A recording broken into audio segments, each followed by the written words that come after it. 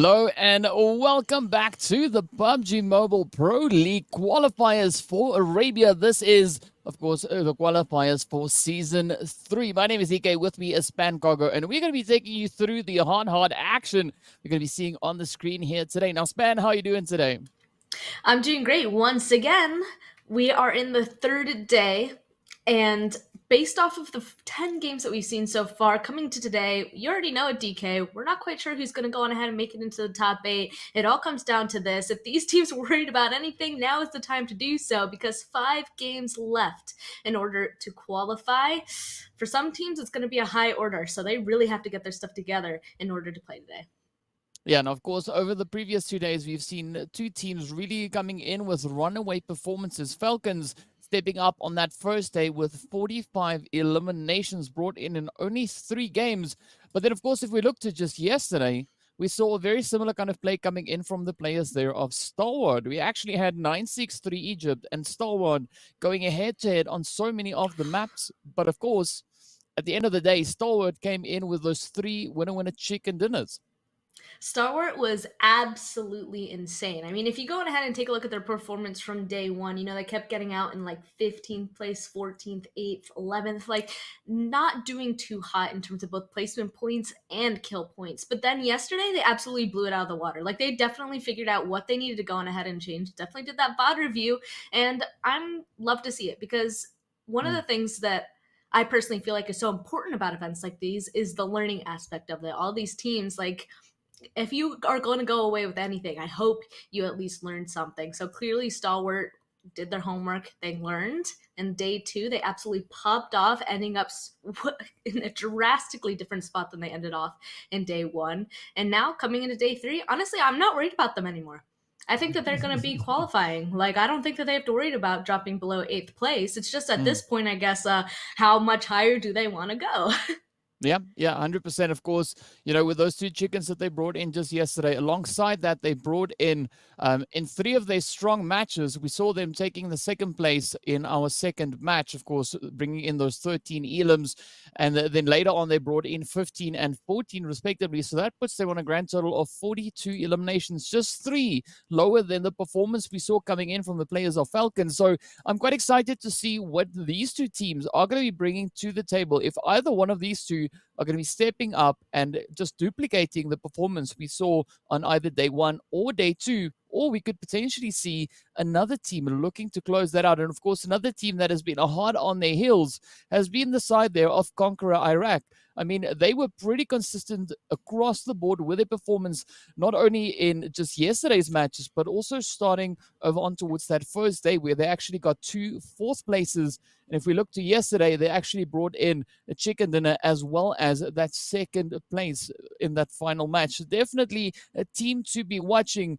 So I'm gonna say I'm quite excited to see what these teams will bring. Of course, we had several other teams stepping up, showing us a few glimmers of potential greatness coming through. I mean, another team that stands out for me here is going to be the players from 9-6-3 Egypt, as they started off the day with an absolutely insane play, coming in with that winner-winner chicken dinner, 14 elims to their name, after which they took a 4th place. Then a little bit later on, we saw another 2nd place coming in for them.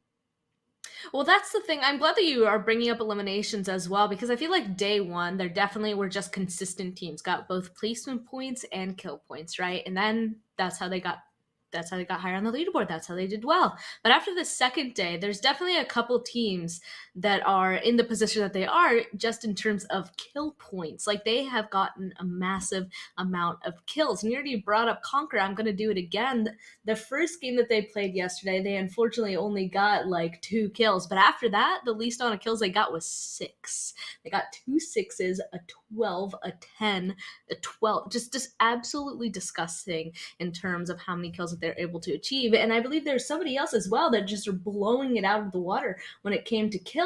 So there's a couple of teams I feel like is kind of stepping out in front of the pack now, not just, being consistent, but also realizing CONQUEROR, they needed to go on ahead and make it up in points. And they showed us that they can not only play the game, but they can definitely team fight. So that is an impressive skill that obviously will get people far. And that's how they're currently so high on the leaderboard.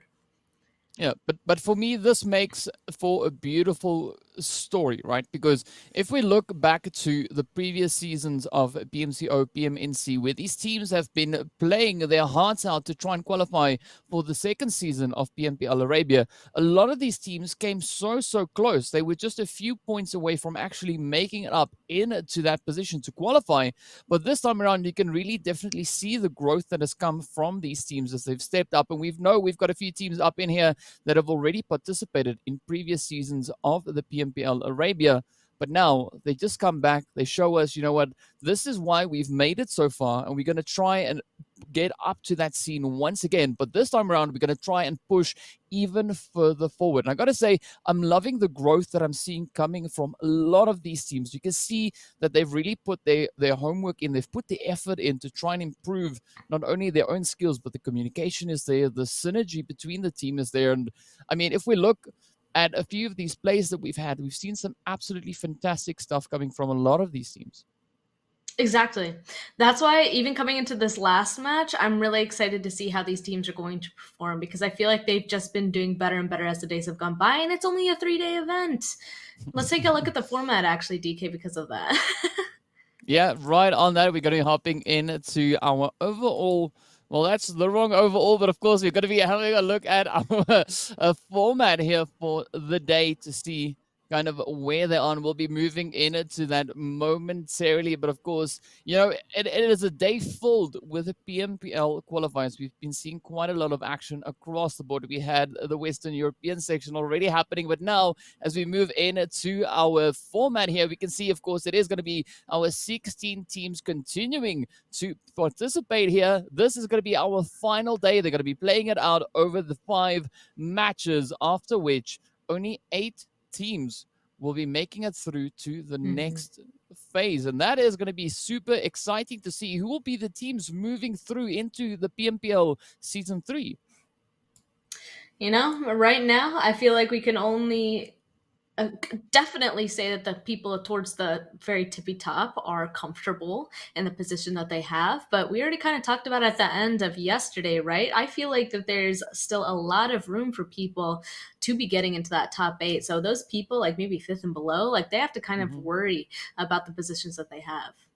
Well, of course, one way of getting themselves into a stronger position will be through utilizing the point structure that we are using here. The point distribution, of course, first place awarding the team 15 points, second place awards them the ever sought after 12 points, of course, third place 10 points, and from there on it trickles all the way down to where we find the placement of 8th to 12th place only being awarded 1 point, and then of course 13th to 16th not getting any placement points, but of course the ever essential elimination point. Each elimination awards them 1 point. And as we've been talking about it, we've seen some teams really coming in, being quite aggressive with regards to those eliminations.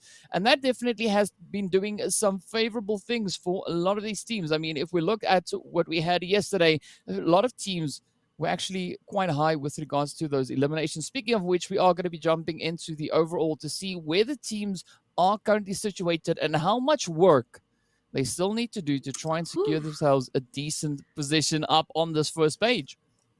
Just Team Falcons, absolutely disgusting. 146 total points in just 10 matches. I mean, 42, 72, and 74 for placement points and kill points. Just so consistent, yet so much. Falcons are absolutely destroying it right now. I mean, they're 40 points above Stalwart. Stalwart, though, being in second place is just a feat in itself, because they started off yesterday in 15th place and now they're in second. Absolutely disgusting performance as well. And that's the kill points that I was talking about, actually. Taking a look at it, 58 points compared to their 48 placement points. They definitely knew that they needed to step it up and get a ton of kills in order to make up for the performance that they had day 1, and they absolutely went on ahead and did so.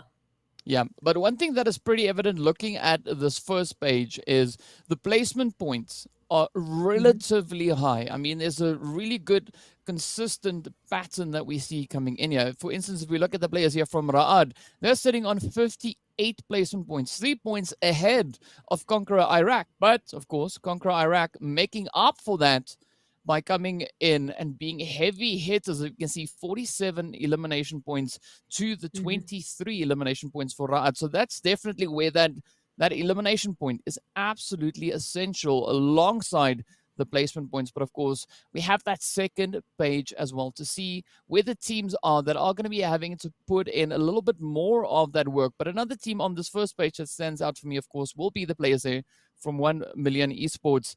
But now, as we move into the second page, so this is where we see the teams and just how close it actually is, because we've got Clear Vision and the Ultimates sitting right at the top of this page on 72 and 70 points respectively. But that, of course, is only 2 points behind 1 million Esports. We see currently occupying that 8th place. Yeah, I was going to point that out. Only 2 points is not that far whatsoever. And I feel like I said, taking a look at this side of the leaderboard, considering that the 8th place cutoff right now is 74, I still feel like, honestly, maybe even down to 12, like maybe 13th place, these teams can still go ahead and make it into those 8th placement points. The thing is that now that they're down there in that 13th, 14th, around that area, just getting the points is going to be even harder because all 16 teams are going to be playing all 5 games. So not only are they going to have to do really well at games, but the people above them are going to have to do really bad. So the last day, this kind of goes on ahead and brings the question, DK. Usually this is where we see those shenanigans. That's what I call them. But usually they're very, it's strategy. It's great strategy sometimes when you realize, hey, I need to go ahead and get points. Are we going to start seeing some people target each other? I think that's what I'm going to be keeping an eye on to see if that happens the most. Yeah, I think what makes today so exciting is that we saw teams coming in just yesterday. If we look, for instance, at Stalwart and 963 Egypt, they were positioned a little bit lower on that leaderboard, right there at the bottom side of it, and they were able to push themselves up onto the first page. So I'm hopeful that the teams sitting on that second page know that it is still capable, that it is still possible rather for them to make that play and gain those points to push themselves up onto that second page. So if we look at the point distribution currently, I mean, anywhere from 7th place downwards, I don't think that is 100% secured just yet. So it is going to be quite exciting to see the teams going at each other on the battlefield, trying to gain a slot in the qualifying positions. And of course, on that, we are going to be looking at our schedule for the day to see the map rotation we are going to be working with. And of course, we are going to be starting right over on towards Erangel, after which we head into the jungle. After that, we come back for more Erangel with a little bit of that Miramar spice in between. I, once again, looking forward to these maps, not only because, well, just yesterday's matches, once again, the Sanhok match and the Miramar match, both of those games, when you think about it, were absolutely insane. The people who won those matches won by a landslide. So those, I feel like, are kind of their wild card maps. We're not quite 100% sure of who's going to go on ahead and take those. Erangel, I feel like, is a little bit more consistent. The teams who have been doing well do consistently get points on Erangel. But also, that being said, might eat my words a tiny bit, because even yesterday, Stalwart 963, they both honestly did amazing on Erangel as well. So there still is a handful of teams that could go on ahead and shine on the Erangel maps, which honestly, since there's 3 of those and only 1 of each of the other ones, they kind of have to. All the teams that need points have to do well on all of them. Yeah, but of course we saw a good amount of consistency being retained just yesterday, right? If we look back to the first day, we had a few teams having an absolutely fantastic match and then having a little bit more of a harder time maintaining that consistency through the remainder of the day. Looking to yesterday, teams were consistent. So that makes me hopeful that we're going to be seeing some absolutely fantastic gameplay moving into this final day. And I'm still keeping it open for any of those surprise plays coming through, because, I mean, even the players from Revolution as well as for Kurdistan, they also had some fantastic performances, not just yesterday, but the day before. I mean, for Kurdistan also brought in a winner chicken dinner over on towards our second Erangel visit. So who knows, maybe today could be the time we see them step up in the first match and maybe they go home with that first chicken of the day. It's a possibility. It is a possibility. You're right. There are a couple of teams who keep getting kind of close but haven't quite gone on ahead and hit it. So coming to today, if they're determined to finally get that chicken dinner, at least get higher up on that leaderboard in terms of each match, I think that there's a chance that there will be, because some teams have been kind of improving over time. Not as much as the Falcons or Stalwart, I will say, but they still have the chance to go on ahead and kind of reach up to that level as well with the 5 matches today. So luckily, I mean, for Kurdistan, they're currently in 5th place overall, so they don't necessarily need the points, but they're still kind of, I guess, in an area where I'd be like, I want to get a little bit more points just to 100% make sure I'm in the qualifying range. Otherwise, they're pretty comfortable, but not like the most comfortable like Falcons, I guess I'll say. Yeah, I have to agree with you on that. And of course, that is where mentality is going to be coming in for a lot of these teams. The approach they take coming into these maps. And what I'm going to be looking to see is what the mentality for these teams will be. Are they going to retain the confidence we've been seeing them build up towards, or will the nerves start making a little bit of a play here? Because it's going to be important for those teams that are not 100% secured in the top 8 to still continue on with the efforts, to continue to try and push and gain those points. But also the teams right behind them are going to be coming in with a very similar approach. But I think they could maybe be a little bit more aggressive. As we know, they've been showing the potential. We know that they can have a few moments of glory. Now they just need to piece it all together, bring through. And who knows, maybe we'll see a completely different top 8 at the end of the day. That's kind of what I'm hoping for, teams really to step up and shuffle the overall rankings. But we'll have to wait before we have a clear answer on that. I was actually thinking, the thing is that I'm like, oh, Falcons are comfortable. They're safe, right? Well, I do think they're safe in getting into the qualifying range. And I guess that is the main goal for everybody right now, is getting into the top 8. Not necessarily the first place position. I mean, it's just qualifying at this point to go ahead and make it to the next round. But, you know, that's also feel good if you just win the qualifying round as well. And thinking about it, Falcons, they ended off yesterday with 146 points. The day before, they had 106, if I'm not mistaken. So that means they only gained 40 points yesterday. Meanwhile, Stalwart, I believe they started off with like 15 points or something crazy like that. And now they have 106. They got like 90-something points. So thinking about it, I feel like, honestly, Falcons might not finish this off in the first place spot if the teams right below them continue to just do absolutely insane. And again, on your point, saying that other teams can go on ahead and jump up, I believe there could be, because, you know, Stalwart 963, they went on ahead and did it. We know that there are some teams down there that can perform, one of them being Vibe 6, currently in that 14th place position. They started off this entire event with a massive win.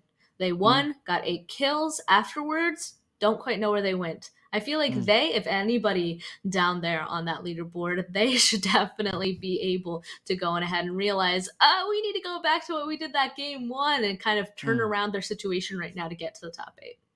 Well, I can tell you it would make for a beautiful, beautiful comeback play if that is exactly what they could be doing. But of course, only time will tell. It all depends on what mentality it is that they are coming into today. And that's what's going to make today such an interesting day, because, I mean, I think at this point it is still anyone's game, right? Any of these teams possess the ability to step up and secure themselves a position on the top 8. The only thing we're going to have to wait and see is who will be those top 8s. Already we have a few strong contenders for that. Of course, Falcons, as well as the players there from Stalwart. Also, to mention the players from CONQUEROR Iraq, but who will be the rest? Will Revolution, the players there from Kurdistan, Raad, 963 Egypt, as well as 1Million Esports be able to hold on to their own slots in the top 8? Of course, we'll be finding out momentarily while we're now getting ready to move into our first match. So before we do that, Span, I got to ask, what are your predictions for the flight path and zone? Where do you think it's going to be going? Terrifying. I mean, again, can't quite go on ahead and really guess that. But again, I can hope that it'll go to the north, please. Like, we haven't seen that at all in Erangel. Like, we've seen the zone go almost anywhere else, but I want to see it go to the northern side, because there are some teams that drop up there that haven't had the luxury of being able to stay at their drop spot. I want to go to the north because we haven't had that yet. I want to see how the teams will take it. Well, I have to say I agree with you on that. It'd be nice to see the addition of a northern play coming through. And of course, we've got 3 Erangels in which that could happen. Maybe it could happen on all 3, or maybe on just one. Which one it will be, we don't know. But for now, we are moving in. Of course, we do have a flight path up in the north, as we can see Stalwart just down below. So who knows? Maybe Span. I think maybe the RNG PUBG gods could have heard us, and this could be what we're getting. I sure hope so. Like I said, it's like not only do I want it to go to the north because we haven't seen it yet. I mean, again, that's like one of the main reasons because we haven't seen it yet. I want to see how these teams kind of go ahead and take it. But I also truly believe that the northern side of Erangel has completely different challenges than the rest of the map. So I want to see that come into play. Like I want to see these guys kind of process and struggle and figure out how to get into the late game up here on the northern side. Usually there's a team that goes Severny, but look, I don't even see anybody going Severny this time. They're probably just like, wow, we never get any northern circles. Just forget that place. I'm going somewhere else. And who knows? Maybe this could be the one we've been waiting for. I mean, the flight path definitely does suggest a lot of those drop locations more centered and focused towards the northern region of this map. But we'll find out momentarily once the plane crosses over the entirety of the map. And, well, then we'll have our answer. But for the time being, it does seem like the teams are making the most of this flight path, heading down into their respective drop locations. Of course, the players there from HQ, nothing out of the ordinary, heading up in towards the Kameshki region once again. But, No. all right, so not the first match. We've got 2 more to go. But for this time around, the flight path once again finds itself down on towards that southeastern side. Now, we saw a zone like this just yesterday. So this could once again be a very entertaining match coming through. All I feel is disappointment. No, I'm just kidding. You're right. I mean, we did see this yesterday as well. And the thing is those ended up being really explosive, interesting games that ended around, that farm area. And everybody was really, really having to play PUBG Mobile, Like, it was a difficult situation for almost every single team in that area. So this going over here once again, we'll see how these teams are going to be able to traverse it this time.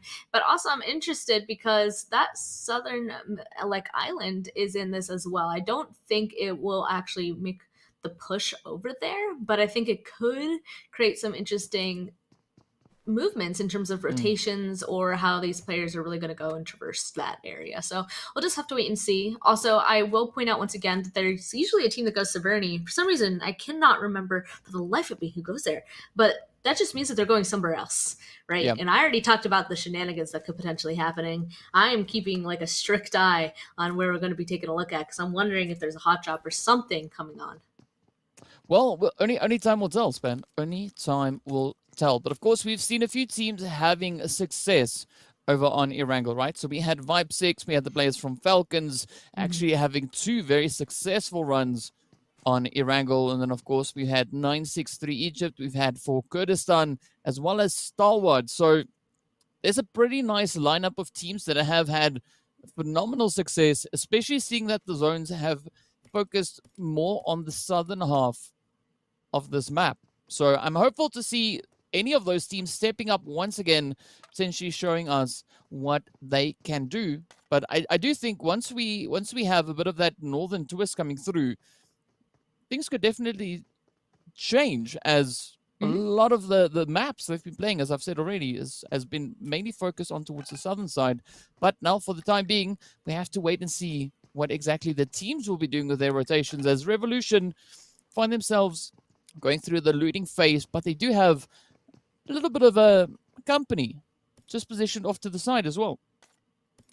Yeah, there's quite a couple of people that are near each other right now after that plane path, but not quite on top of each other. No hot drop like I was kind of hoping for, but instead just looting somewhere different. Up here in Georgepol, though, definitely one of the furthest teams away from where this first zone has kind of popped. So we're probably going to see them either leave very shortly, or they're going to stay there and loot up a little bit longer and move on in later, because they don't want to make a move until everybody in front of them has made a move, because if they move any earlier, they're going to be driving right past some people. They could potentially die in rotation, and that's honestly, in my opinion, like the worst way to be taken out in PUBG Mobile. I actually think there are some people in Zarki too, so I think actually they win in terms of the furthest team from the zone, so we'll end up having to keep an eye on them as well, how they're going to get across all this. Yeah, well, it does make for some exciting plays, but for the time being, it does seem like there is a little bit of I wouldn't say silence, but I'd say like tension starting to build up. It's not too often that we see a mummy floating, right? I gotta add to that though. I mean, that was a that was an interesting one to see Why is he there. swimming? Yeah, maybe just trying to clean, clean the wrapping, everything, just to make sure, maybe it's for sanitary reasons. We don't know. Nah, it's a But of secret course, strat we don't know about. ah, He's just gonna he's gonna find the best loot down there under the water or something. He's just gonna destroy everyone. the Atlantis crates. Yeah, that's probably Yeah. what they're going to be going for. Just looking to see if they can find any of those. But of course, well, I mean, I gotta say this is gonna be quite an exciting one. The team's now going through those looting phases. Everyone seems so cool, calm, and collected, right? Doesn't Oh, it's seem. about to be chaos. Yeah, it is. I mean, I think this is the silence before the storm, but it does seem like the teams feel pretty confident in their approaches here today, right? I mean, Mhm. I just kind of get that feeling. I don't see too much of those nerves really coming into play just yet. But of course, that is all going to start changing pretty soon once the teams start bumping up in towards each other. For the time being, it's a nice and serene kind of scene that we're having on the lovely land of Erangel. Yeah, I mean we're in the first phase. We're in looting phase, right? And to me, I guess to me personally, I believe the looting phase is the easiest but also most important phase. Mm, And that not necessarily the looting is important. I mean, obviously you want to go on ahead and get the mez util guns that you need because that'll help you for the entire rest of the game. But also it's the first movement right out of the looting part, right? It's where you're going and collecting information for the first time, kind of making that rotation towards the zone, figuring out where people actually are and where to set up to put yourself in the best spot and advantageous spot for the rest of the game. If you mess that up or if you do not do that correctly, you are going to hurt yourself for the entire rest of the game, basically, or for a very long time in this game. So that's why I feel like looting phase easiest, definitely the hardest. If you do it wrong, you're screwed. If you do it right, I mean, you're in a happy spot. That's why we start seeing some people already making these movements. I like kamikazing where they are. This road is a big area in terms of where people usually utilize it to make these rotations. So it's a little scary, but also you get so much information from up here. And I do believe we also saw our team 963 going ahead and take their usual compound down here inside this zone. So it does seem like some people are comfortable going to their usual locations in a zone shift like this. Yeah, I mean, but it's all going to come down to will they try anything different? Because now we've been talking about those VOD reviews as well. I'm pretty sure by this time they are pretty well aware of how the opposing teams could potentially be rotating. And of course, speaking of that, ooh, we've got 963 Egypt and the players there from Stalwart now starting things off as we saw up in the kill feed. But of course, the players here for Kurdistan are going to be continuing up a little bit closer on towards that Malta side, seeing that it is also positioned over on towards the eastern edge, that southeastern side potentially of the map. But I mean, we also still have that Sosnovka military island still partially in play. So I'm curious to see if we'll have any teams there to venture further down into those positions. Mm-hmm. I mean, just like I said, wherever they go on ahead and choose to set themselves up is the most important right now. So I'll just have to wait and see exactly where these teams are going to actually choose, solidify their location, where everybody else can be making rotation around them. The zone is going to be closing soon. And I already kind of commented how I like where Kamikaze is starting, but they actually have a 2-2 split going on. And I love to see that in zones 1 and 2 because you don't know where the zone's going to go. So the more territory you gain, the better. But it looks like it doesn't even matter. I have a feeling this is a military island game because, wow, that shift. The majority of this land is on the southern side of that water. Everybody in their vehicles, look at that, all the steering wheels. Everybody is going to be sending it for that southern part of this map now. Yeah, I definitely think we're going to be seeing quite a bit of congestion coming in on that western bridge. We did see quite a few teams. I mean, that was CONQUEROR and Vibe 6, just to name two of the teams that I could spot, moving in that direction. But of course, 1 million Esports, they find themselves in a very comfortable position for the time being. I mean, they're already situated on the military island, and now they're starting to move up towards the bridge. It seems like it's kind of a thing for them, you know? Drop down, move to the bridge, seeing that the zone's going to be in that region. And of course, speaking about the bridge, now we see the players here from CONQUEROR Iraq and Vibe 6 trying to pick off a few hits. But Vibe 6 seemed to have a very clear and easy rotation across. Of course, Azrael getting hit in the process. No. And with that, he does knock himself out. He knocked himself. That's so unfortunate. I think I assume he was trying to like go underneath the rail to send himself onto the mainland, so he stopped getting hit. But unfortunately, that kind of backfired. Here comes CONQUEROR. Honestly, if they were hoping to kind of fight this team, this is the best time because they had to have seen in the kill feed that member from Vibe 6 get knocked. But now it looks like Vibe 6. I don't know if they're planning on honestly camping this bridge as well, but now they definitely are after having to stop and get the res on their teammate. We'll have to see if they decide to leave anytime soon, but they know that CONQUEROR's on the other side, so they could just wait there and see if they can get any kills off of that. Yeah, it does definitely throw a few spanners in the works. I mean, it does seem like Vibe 6 were making such a beautiful rotation. Unfortunately, well, you know, that knock came through. But now this is where they need to be relatively careful, as we also have the players there from 1 million still positioned there. But also now, as we look onto the northern side of the eastern bridge, we can see KAMIKAZE and the players here from Stalwart having a bit of a standoff. But of course now, they're not alone. We've got a few more teams positioned just up on towards that northeastern side. But of course, the west is where we'll have Revolution now trying to move on in, and CONQUEROR, they haven't budged just yet. They're still just gatekeeping the northern section, rather, of this bridge. Oh my goodness. I mean, we figured that there's going to be a lot of bridge fighting actually at this point because everybody was trying to just rush for those bridges as soon as possible. Revolution versus CONQUEROR. The only thing I'm a little bit worried about is CONQUEROR obviously has to be spread out if they're hoping to gain control of this entire bridge. You can even see Triple D up there on the northern side waiting to see if they can kind of squeeze on by.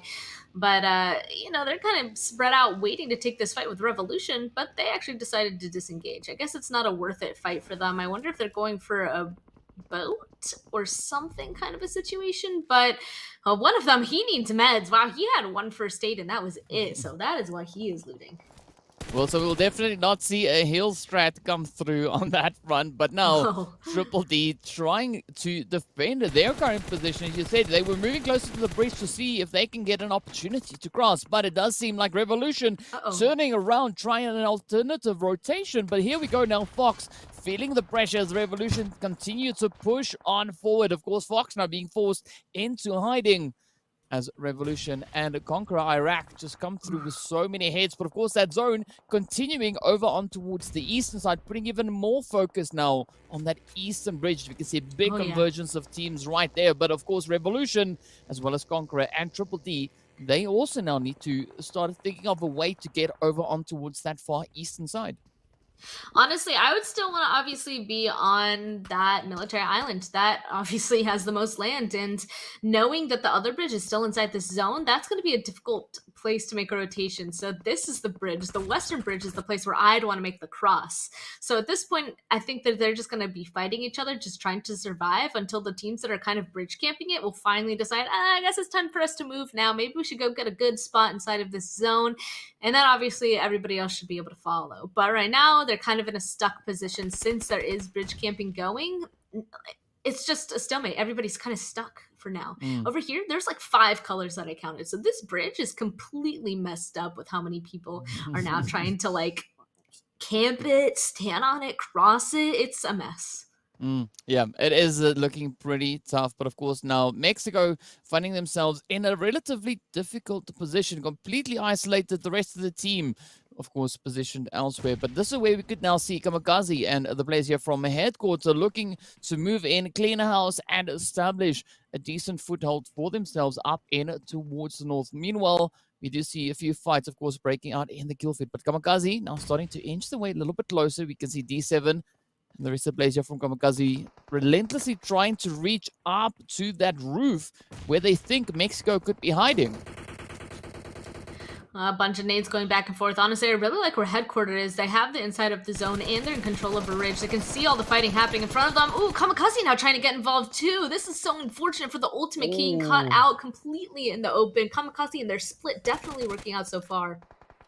Oh man, that is absolutely brutal for the ultimate, as they have now been reduced down to only 2 remaining hopefuls. It's going to be M7 and of course Alush now trying to push up, but look at Mexico now trying to capitalize on this. Up comes headquarters as well, picking away a few hits of their very own enemy, and Shelby now just inching their way forward, creeping closer, trying to line themselves up for these hits. But of course, that disengage from the ultimate, I think, was very much needed. And I think it's a really good decision that they've made to, they've kind of realized that they can't come through this way. They have to now try and find an alternative way of getting further down towards that southern edge. But of course, the zone hasn't fully formed and focused on towards that southern region just yet. Look at this though. I mean, we've got a few teams that have made that dash, made the push over on towards the south. Triple D now also pushing over on towards that western bridge. But look at the zone span just centering up even more. So 1 million esports now find themselves in absolutely prime real estate position. Yeah, they're really split right now. They need to go on ahead and condense and grab that compound like right at those crossroads just immediately, honestly. So many teams have actually gone on ahead and swum. They swam over to this area now. So that is why we're seeing for Kurdistan, for example, actually kind of be watching the water. Looks like they're able to pick up 2 kills already from people swimming. This is where the majority of the people are making a move on in. Oh, unfortunately, the victims, there's clear vision. Right now, they kind of need some points. They're doing well the first day, but the second day, not so much. And once again, a lot of movement happening in this kill feed because people at this point still trying to rush to get into this even smaller zone, and there is not enough space. Falcons actually dying to the play zone. It is just, this is just a horrible zone shift for so many people. It's just so difficult to be getting here. Yeah, I mean, but the only team that it's not difficult for is the players here from 1 million esports. This is where they've dropped. This is where they've been. But now they're going to be put to the test to look and see whether or not they can hold their own, as we see Revolution now getting sent away. But here we go. 1 million now really having to show us the strategies that they've been developing, working on to maintain control, or rather retain control of this southern edge. I mean, the bridge is in play, but look at this. Headquarter, the players here from KAMIKAZE, all now trying to make a stand on the bridge, but beautiful shooting coming through from enemy. Yeah, 1 down, 2 more to go, and only 2 KAMIKAZE members, and it looks like they're not even focusing fully onto the people on the bridge holding them out. They also realize that there's another team right beside me. They don't know if they're still on that little beach area, so that's why they're tossing a lot of nades. But no, GK, they are swimming. We can already see the bullets pelting the water. I mean, people are at this point are just holding the opposite side of the water. They can see all these guys trying to still cross, and this is a huge opportunity to just get kill points. It looks like Conte from KAMIKAZE as well. He's just swimming at this point. He's like, there's no way I'm going to be able to make it across this bridge with headquarters just hardcore setting up there. So the best course of action is to attempt to swim, at least get under the bridge, kind of chill out there and survive for a placement for as long as possible. 963, only 1 member left. It looks like maybe they're going to consider doing the same thing because this bridge is not passable, especially in a buggy. He would be taken out immediately. Oh, but he's going for it. Yeah, of course. Now, for headquarters, this is like shooting fish in a bucket. But look at this, just tapping away. Nossa taking several hits. Will the enemy be able to close this one out? Nossa now just utilizing the terrain, trying to get up in between that hard cover. The beautiful spread coming here from headquarters as they now move forward. They are ready to strike with that. Falcons get eliminated? What's going on here, Span? But of course now things are looking pretty dire on the northern play here. I mean, GK find themselves in the water. You can see several teams now trying to make a bit of a play. KAMIKAZE right there alongside them, 963 Egypt. We look over on towards the western side. Ra'ad now trying to ride the storm as they push closer and closer as Black Cobra get eliminated. But Ra'ad now coming under fire as from Mar here from Vibe 6. Sets up a beautiful position, quickly trying to get in the buggy to get away. Will he succeed? Oh, wow, saved by the blue. Yeah, it looks like Ra'ad is now out. Vibe 6. They're just like, oh, where'd he go? I was really thinking that Famara was going to be just ripped out of the vehicle there. But no, Vibe 6, all 4 of them are still alive. And looking at that zone shift, honestly, they're in a pretty good spot. They can just kind of go squeeze on in. All this land now inside of this circle really is only terrain, right? There's some mountains, there's some dips that they can kind of play out of. But otherwise, no buildings really, except for what Conqueror Iraq has right here. They're not even inside of the zone. It's just the very edge. They can play there all the way until the zone closes closes though. So from this position, kind of in the central location, they'll be able to kind of keep an eye out and make it even more difficult for the teams trying to make it in this next zone around them. So huge opportunity to get some kills. Looks like Triple D Iraq did make that huge rotation around to the western side, and it was successful. They found themselves a bull inside of this zone. They're in a good spot right now. They did lose a member, but we'll see if they'll be able to hold out Vibes and conquer Iraq next. Yeah, now all they got to do is make a stand, put their flag down, and claim the territory for themselves over on towards this western side. But of course, up comes headquarter now, trying to push across. We can see Gaga there from 1 million, just positioned underneath the bridge, trying to make a quick dash up in towards safety. Beautiful coverage coming in here from Jabal, keeping a watchful eye. Of course, the fighting is going to continue on the bridge itself as everyone is now trying to rush up in towards zone for Kurdistan, getting put to a stop there as they move forward, losing 2 of their players. But look at this now. Cobra and Golden still alive, going to be looking to move in, but Jabal in a beautiful position there, just lining up that ambush. But the headquarters now are having the tables being turned on them as so many teams have moved into the vicinity here, and now they kind of being forced to have a little bit of their own medicine being dealt right back to them. That's what I was thinking. I'm like, they held out so many people, now it's their turn to kind of be held out by the people who were actually able to squeeze their way through. The biggest one is going to be 1 million Esports. They're the one definitely holding the very edge of that zone so far. And Conquer Iraq, we knew that they were going to have to leave their buildings eventually. They couldn't hold anybody else out. Everybody was able to make a nice rotation around them, and now they need to get rid of Triple D because that's the next team in front of them. They have a great pull in there, and they have to get rid of them, honestly, before all the bridge teams kind of shift their attention, before the fighting over there stops. Oh, but look at this now. 1 million starting to capitalize on their position.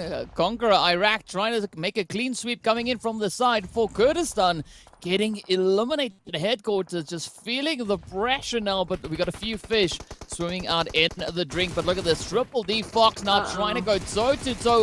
Oh! Gets hit while in the air. Vibe 6 trying to make a comeback as they still have a relatively close position to the zone as the next shift takes us even further down towards the south. And this is where things are going to get quite challenging, especially for the teams now having to move up from the northern side as 1 million headquarters. And of course, the players there from Clear Vision still have a little bit of ground to cover to get into the zone. Honestly, I was taking a look at where Triple D was, and I'm like, oh, there's smack in the center between 2 other teams. That is not the place you want to be. And with the fighting that just happened to them, I couldn't agree I couldn't agree more or less, you know? Like, they're being absolutely battered by the teams around them. And here we go, 1 million Esports finally finishing up at the bridge. They've now sent themselves on the ridge on the other side of Conquer Iraq. So maybe they'll be able to be the saving grace for Triple D taking on Conqueror. But, you know, then they'll be able to shift their attention to Triple D. So we'll have to wait and see. 1 million Esports definitely starting to make a wrap around. Here we go, the nades already kind of popping and getting ready, because honestly, on this side of this little ridge here in this zone is the place to be. So these teams want to get rid of them as fast as possible, start cleaning that edge. Oh, and of course, with that edge, Triple D Iraq get eliminated. Now, things over on the south starting to clear up ever so slightly. But now, of course, 1 million, as well as the players here from Conqueror, still having to duke it out. Vibe 6 just holding the fort, not budging too much just yet. They know that this position is going to be absolutely essential for them. But here we go now. Oh, soon coming under fire. You can see Conqueror Iraq now trying to fend off any potential rotations or potential shots coming in their direction. Look at that. Rio going to town, sending out a beautiful grenade. But Groza, of course, now looking to move up a little bit closer, trying to gain a little bit more information. 1 million now taking several hits as the shots continue to fly on through. And now this is a beautiful turn once again. I mean, 1 million, they've been here looking great for so long, but the hits continue to fly now. It is down to their final player to try and hopefully bring it all together as Gaga now starts to move in. Not even this northern side has actually been taken. It's completely out in the open. Clear vision will be spotted out. Looks like CONQUEROR Iraq still starting to make the push happen. 1 million Esports will be taken out. That means they can shift their attention fully onto Vibes. It has kind of been a pain in their side this entire time, but Vibes, they're taking a fight of their own. 4 eliminations so far, taking out Vankid. Easy to last alive. Otherwise, other than Easy, the only team left for them to take out is CONQUEROR Iraq. So this is the last fight. While they're hearing Vibes kind of shoot over there, CONQUEROR is definitely trying to figure out a way to push over, because that's the last fight. That's the last team that they want to go ahead and take out. The zone actually going smack in the center between them. Vibes, CONQUEROR, it really comes down to them. I'm curious to see how that solo Easy, though, is going to influence this last fight. Yeah, well, I've got to say, I'm hopeful here for Vibe 6 that this could be their comeback play. They are so close. Currently sitting on those 5 eliminations. Of course, the players here from Stalwart also having a fantastic play so far, even though they've been reduced down to only Easy. But they've been able to accumulate 6 eliminations in total. So this could definitely be an interesting play. I mean, CONQUEROR, we know them also as a team that are very capable of holding their own, even in these late phases. But it all comes down to those positions. It all comes down to finding those angles and being the first one to find them. Exactly. That's why CONQUEROR Iraq slowly kind of moving forward. Here we go, already kind of tossing out some utility, making sure that what's in front of them is clear, smoking it out so that they don't get shot.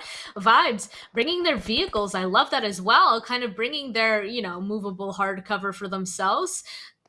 It's a smart move, and utilizing these riches once again. They know that they need to stay on them to control these peaks, even more nades. How do they even have utility at this point? That one kind of tickling Kalaga. It's really going to be, if they get a knock with this util, it's going to be the push. Yeah, but this is where they need to play this one so calculated, as of course, they are trying to bring in the second chicken dinner for them, but will they be able to pull it off? Of course, CONQUEROR Iraq, they've also been showing some absolutely phenomenal consistency, but now it's all being put out to show. Now they have to step up and perform if they want this chicken dinner. Of course, Groza taking a little bit of fire here as Molto and Mana come up the side. Look at the hits, though, from Mar. Finds a beautiful angle. Gets up. A little bit too exposed for a quick, brief moment there. But will CONQUEROR Iraq now use this opportunity to retaliate and push forward, maybe make a clean sweep? Well, it does seem like Vibe 6 are holding strong, and with that, Rio goes down as well. 3 players down, 1 remains. Will Kalaga be able to survive this, as Vibe 6 are looking on the top of their game? Oh! Big drive through. That was absolutely insane for Vibes. We even just challenged them. We're like, they won the first match of the entire tournament. Then where did they go? Well, this match, they definitely showed up. They're still here, definitely. And even in the position that they are right now, they clearly don't like it, and they're going to try to fix that. That was a great game coming from Vibes, being able to succeed in winning that. But there's also another team that we'll be able to see when we take a look at the match rankings. Absolutely blew it out of the water when it comes to kill points, but just huge GG's to Vibes on that.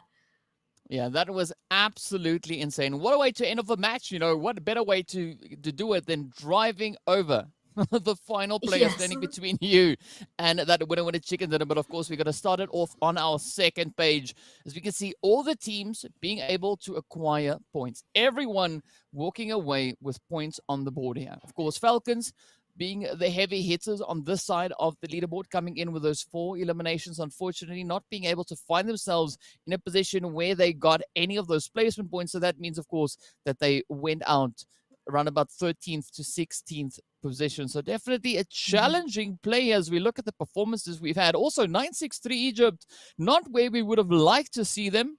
But of course, this is the final day. We cannot come in here with any expectations. We can only expect the teams will look to surprise us, and surprise us they surely did. But look at this. Vibe 6 at the top of the leaderboard, 10 eliminations, 25 total points.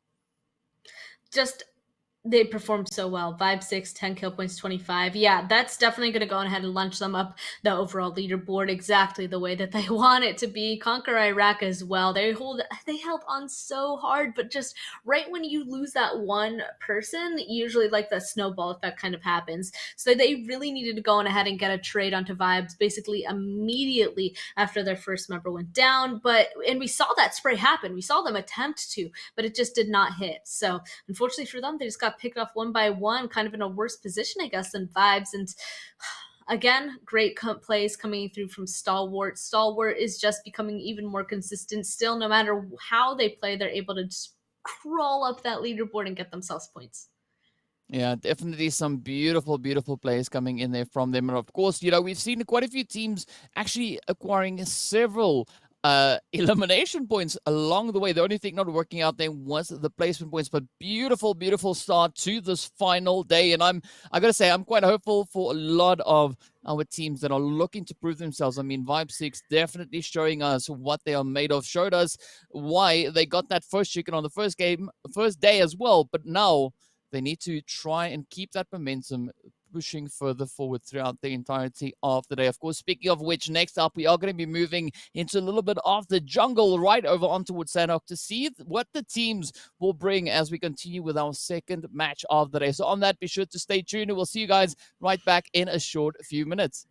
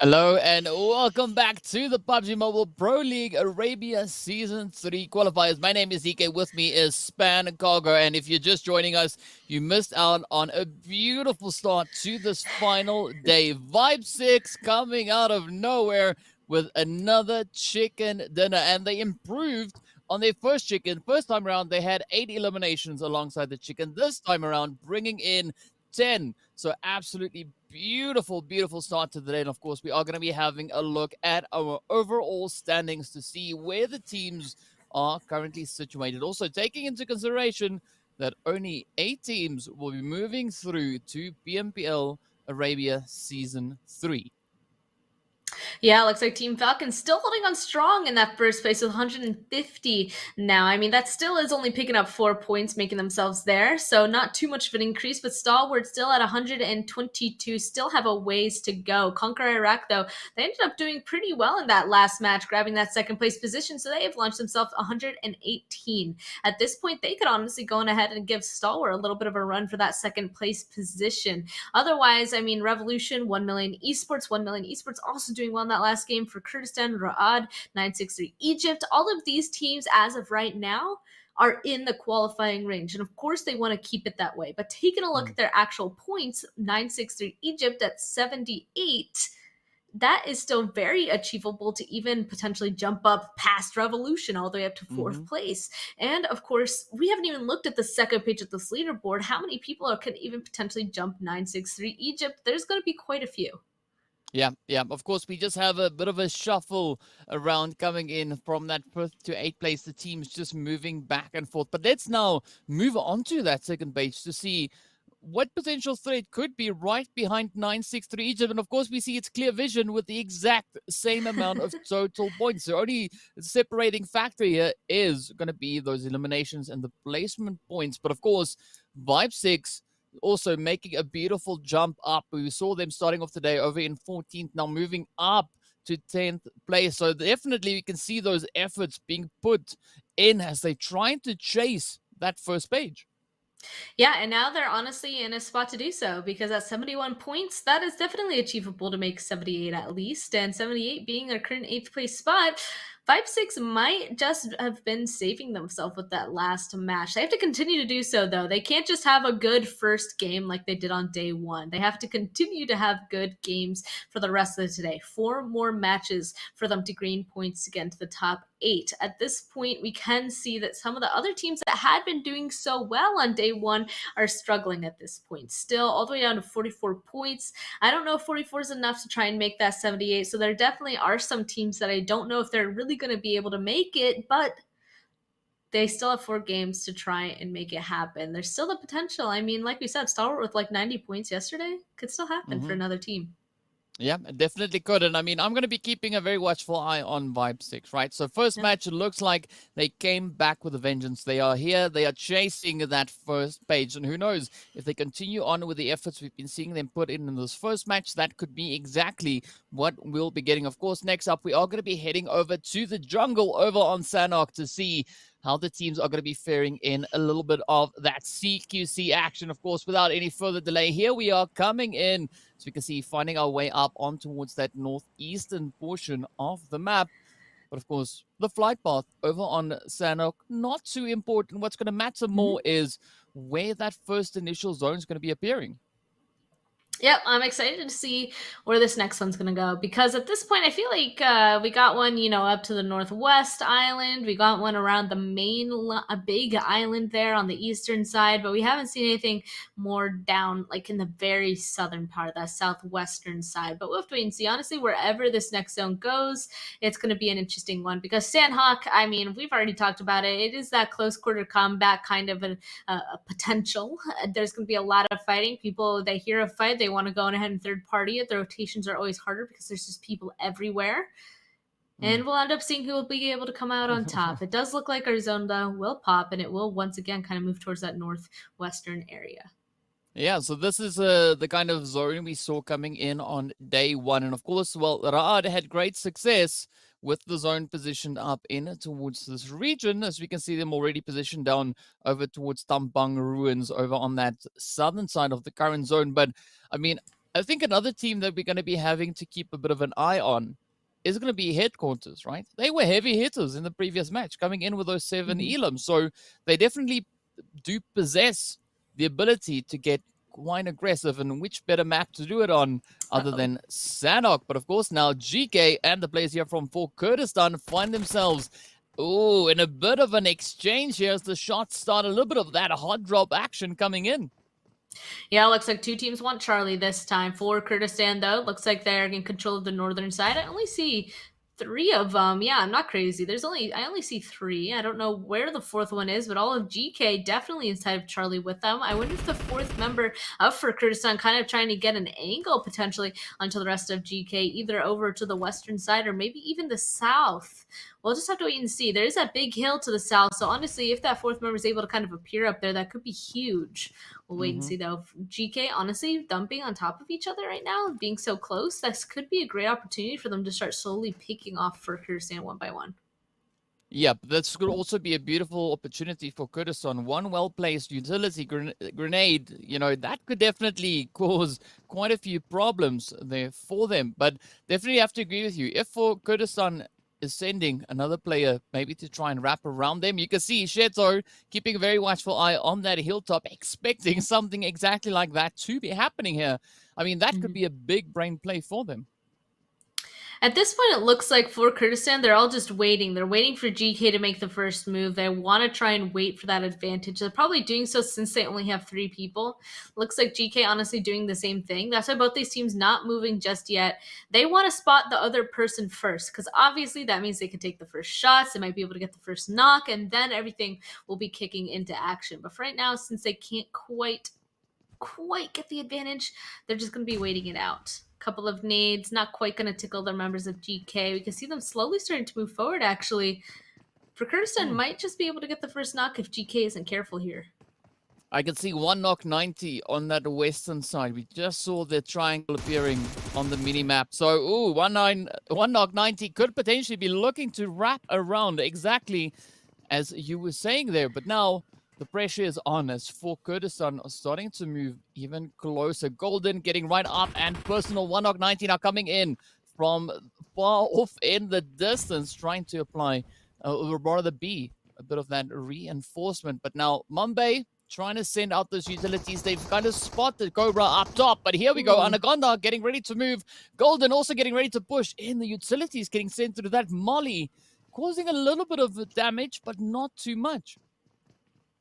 And you can see him waiting still with that ump. We finally see the 4th member of for Kurdistan over to the western side in that compound. You can see him slowly moving on in. I'm still waiting to see if from that position he can kind of get a surprise attack on one of the GEEKAY members.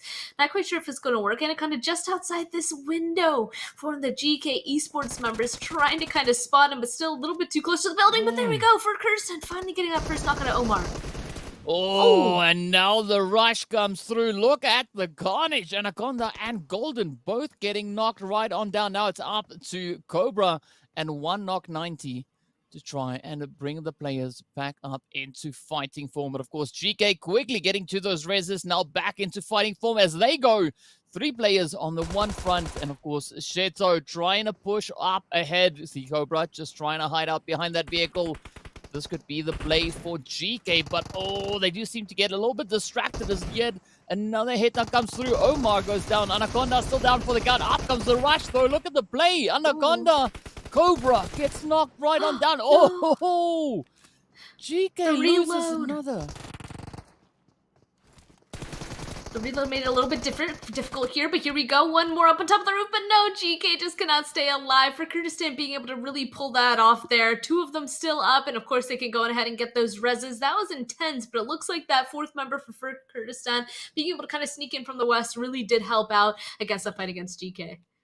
Wow, what a beautiful start that is for Kurdistan as they find a beautiful squad wipe right there. But of course now Ra'ad and Clear Vision are going to be facing off as well, positioned right here, relatively close to each other. Look at this. Of course, now the nades getting cooked up. Red just on the opposite end, but a beautiful split coming in from Clear Vision. A 2-1 split. Red trying to make the most of that angle. We got a Makodi and Clear trying to push up Oh, will they be able to get it in? Or rather, Oliver trying to push on up. Oh, the utility's getting sent through. Will it reach? Not yet. Fortunately, no one there. Sorry, in the kill feed, I just saw one of the members of Falcon knock out his teammate with a grenade. Okay. Don't quite know what happened there, but I guess we'll find out. But yeah, back to this. You can see that Clear Vision is trying to start something with those nades. Ooh, Revolution actually kind of in the distance too. Sanhok, we've already said it. It's a game where those third-party stuff always happens. They hear the noise. They want to see if they can capitalize off it. Honestly, being up on top of the hill is definitely a great place for Revolution to kind of approach this altercation. And Clear Vision, they did only have 2 people here, but now more are coming. They're kind of surrounding where Ra'ad currently stand. Only stuck in a singular building, so I'm a little bit scared for Rod in this situation. Oh, but there goes Revolution. Clear Vision keeping a close eye on making sure that their environment's safe. Yeah, Clear Vision definitely being super aware of their surroundings now. It's on to Dasha and the rest of the players here from Ra'ad to try and fend off the advances coming through. With that, Oliver gets put right on down now. It is up to, ooh, the spray down as we can see yet another hit coming in on the side of Ra'ad. Beautiful trade-off from both sides.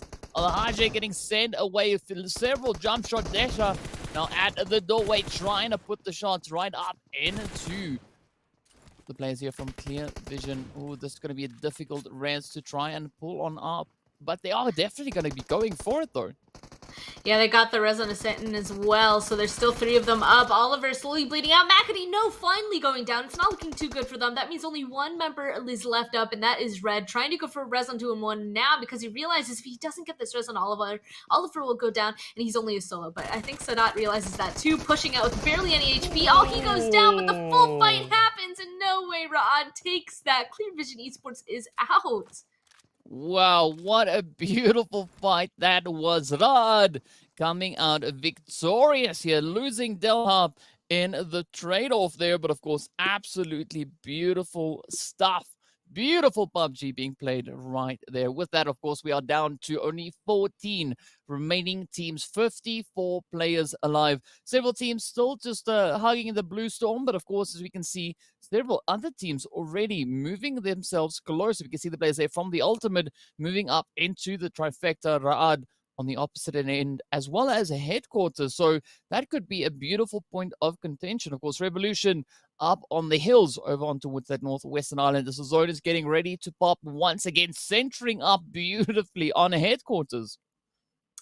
Yeah, they're going to be quite happy. I also like they're doing that thing that I kind of defined yesterday, the defensive positioning. They have multiple people on the right side of the mainland, right above boot camp, but they did send 1 person across the water to be holding that western side as well. They were holding across just in case. It looked like he was actually kind of going back as of right now, maybe just to make sure that he's not going to be picked off by himself. But honestly, them keeping an eye over there is not a bad idea whatsoever, because right now with this zone that's centered, it's still kind of a 50-50 chance of whether or not it's going to go to the west or the east. So being in a position where you can easily make that gap or cross is huge.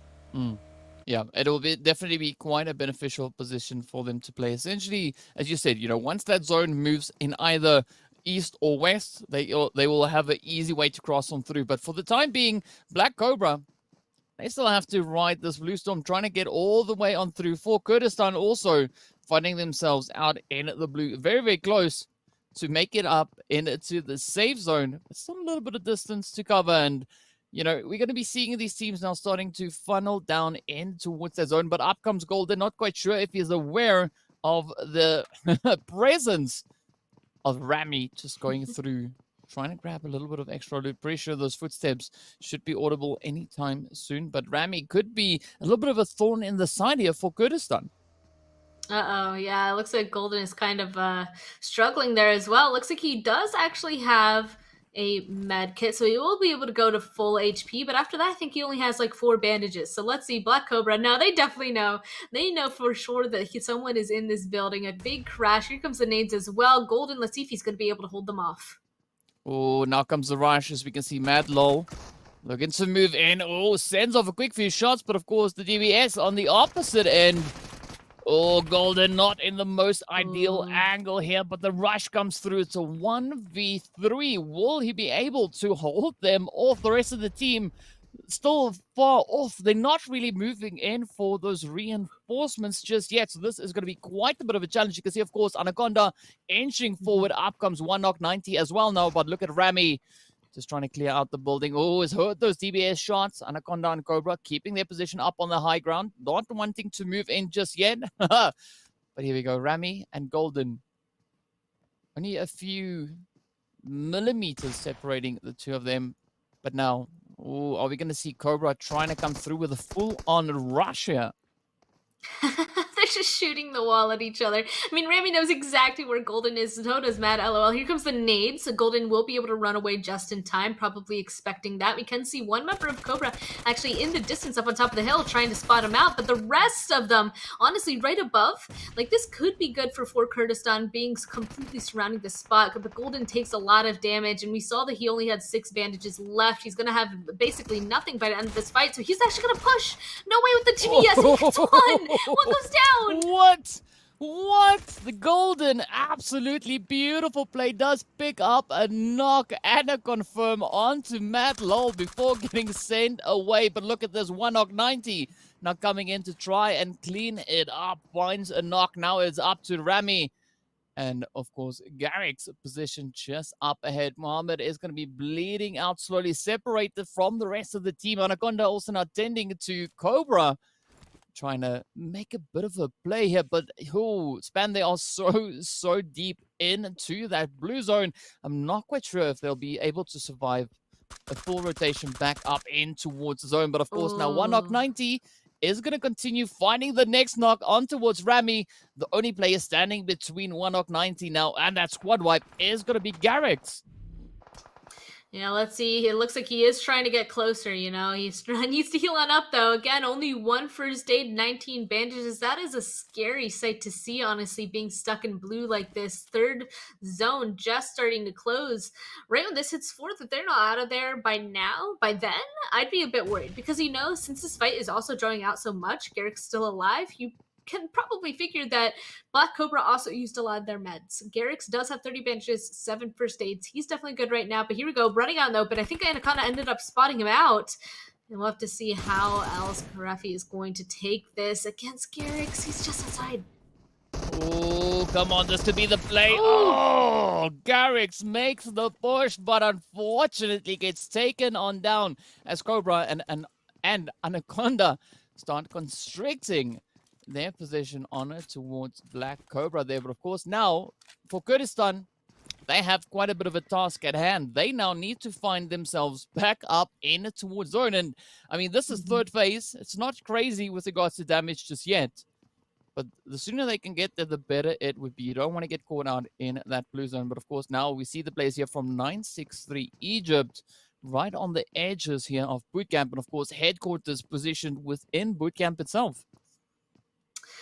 And it looks like there's another team kind of creeping around their edges. You're right, headquarters. This is the team that I was kind of being like, I like that they decided to take directly above boot camp, but they were also keeping a close eye on the western side. Looks like they kind of gave up on that. I mean, you don't want to have one person out there for a long time, and that's definitely a dangerous place to be out there on those little rocks right there. But now Ra'ad, it gave them the opportunity to kind of stand above headquarters. That means if headquarters were hoping to leave, they can't in that direction. In my opinion, from these warehouses, that is the safest direction to go, up on top of those rocks to cut off line of sight. And I think they realized that they want to get rid of Ra'ad as soon as possible, so they're starting the extermination by taking down Sadat, and there's still a 2 up there.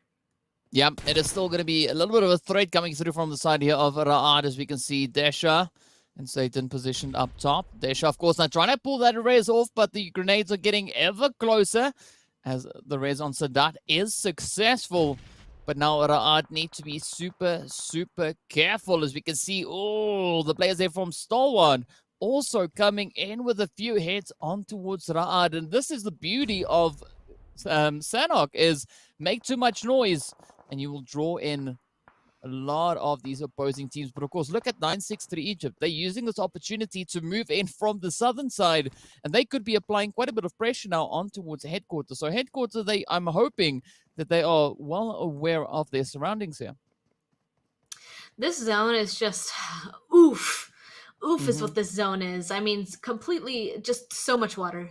What's interesting is that that little island is actually in this zone. So I'm curious to see if anybody from the northern side is going to try to utilize that, or they know that going to that island is just a death sentence after a while. They won't be able to move anywhere else from there. Once they're on it, they're going to kind of be stuck. Nice to see that Rod was able to get that rest, because honestly, their position there is a pretty strong one. If they're able to stay alive on those rocks, like they can control everybody from the southern side not able to move, and they'll have clear vision on anybody from the north. And a lot of people still struggling with the blue zone. This is phase 4. You already said it. This is a map where a lot of the blue zone healing is a strategy. It is possible, but everybody that we've sort of switched to so far doesn't seem to have that many meds to even attempt that strategy. Yeah, it is going to be a definite difficult one to try and pull off. Of course, the players here from Revolution are going to be trying to make their own way up in towards the zone. But Triple D finding themselves in a little bit of a predicament there. They are now just crammed under that bridge, not really being able to move out just yet. And of course, the players here from CONQUEROR Iraq are going to be keeping a very watchful eye on towards them. It's a definite challenge, and we could maybe see Triple D falling due to them getting caught out in the blue. Of course, we are also making our way towards the 5th phase, where that blue zone is going to start becoming a little bit more brutal. So they definitely have to try and prioritize that rotation. It does seem like Kalaga is losing interest, just looking to reposition a little bit further away. This could be the opening now for Triple D to push back up in towards the zone. But of course, we do see several players actually moving on towards this little island of doom. Yeah, we can see some members of Conqueror there. I'm not surprised to see them, because they were in that compound just to the north of this. So Rio, he's now on it, and I don't know where Desha from Raad came from, but he is now there as well. These two solos are going to be duking out for this spot. Looks like Groza Reva not too far away, could potentially just peek on over and help out their teammates, but they're definitely distracted with their own enemy right beside them. Oh, wait a second. Did he just explode the vehicle and blew up his friend, potentially? Ra'ad actually saw that. Desha saw it and got the flush. Wow, absolutely crazy stuff coming through here. But of course, a quick res rather coming through on towards Groza now. Definitely being sandwiched here. But of course, that vehicle explosion does provide them with some extra hard cover. We can see, oh, Jabal up ahead. Also now getting hit, knocked right on down. As the players there from 1 million Esports look to push up. Of course, CONQUEROR now caught on the edges there. Rio on that little island up ahead. Nice back and forth between KAMIKAZE and the players here from CONQUEROR Iraq. Let's see, will Aziz be able to reach all the way across? And sheer chaos now erupting all across the map. You can see a little bit further down towards the south as well. Things are looking pretty dire there for the Falcons. Yeah, we can see them fighting in the kill feed for a while now. Just a ton of teams. Honestly, I can't even see who's fighting. There's just so many people right on top of each other that at this point, I'm sure that they're all just getting involved at the same time. Restricting play area. Here we go. It's 5th circle starting to close once again. You can see Triple D up to the north, not very successful in their rotation. People actually just swimming through the water trying to find themselves a safe place to play, which is so dangerous and a scary thing to kind of think about. KAMIKAZE now, though, in front of these other teams that they were fighting this whole time, they're going to be quite happy with the positioning they grab, as long as Stalwart is distracted enough by Falcons to not hold them out. No! They're not even spotted by them. They're taken out by 1 million Esports. Wow, and now Stalwart Survival relies solely on Vankid, but of course Falcons right here alongside them, head after head coming through now as 963 Egypt continues to apply the pressure, but look at the sheer carnage now. The kill feed can't even keep up. Of course, Wade is going to try and recover a little bit of the health there. 10 teams now remain, and it is just brutal across the board. Of course, HQ having a beautiful position on the northern section of zone, so they could potentially be able to gatekeep. Several teams looking to move in, but 963 Egypt looking absolutely golden there, as they have a controlling position within the zone. Wade with 16 first days. Looks like Falcons definitely moving on to the healing strat for right now. I mean, he's so far out zone, and even if he tried getting into the zone, there's so many people right in front of him that's going to be pretty difficult. Oh no! Erangel, no way able to take down Smoker. They only have this small little rock to really utilize to shoot off of, and it looks like it's working out for them so far, able to take down some of these enemy members of Revolution. It's just one left, and it's going to be HQ8. And Reva from CONQUEROR's there now too. Oh, this is definitely going to be quite a bit of a challenge. But of course, Vibe 6 need to find a way back up in towards the zones. The blue zone is closing on up. Only 9 teams now remain. Reva being the last remaining hopeful for the side of Conqueror Iraq. And of course, Ra'ad positioned up on the high ground. Now also just going for a little bit of a fish in a barrel shooting there. QHT goes right on down.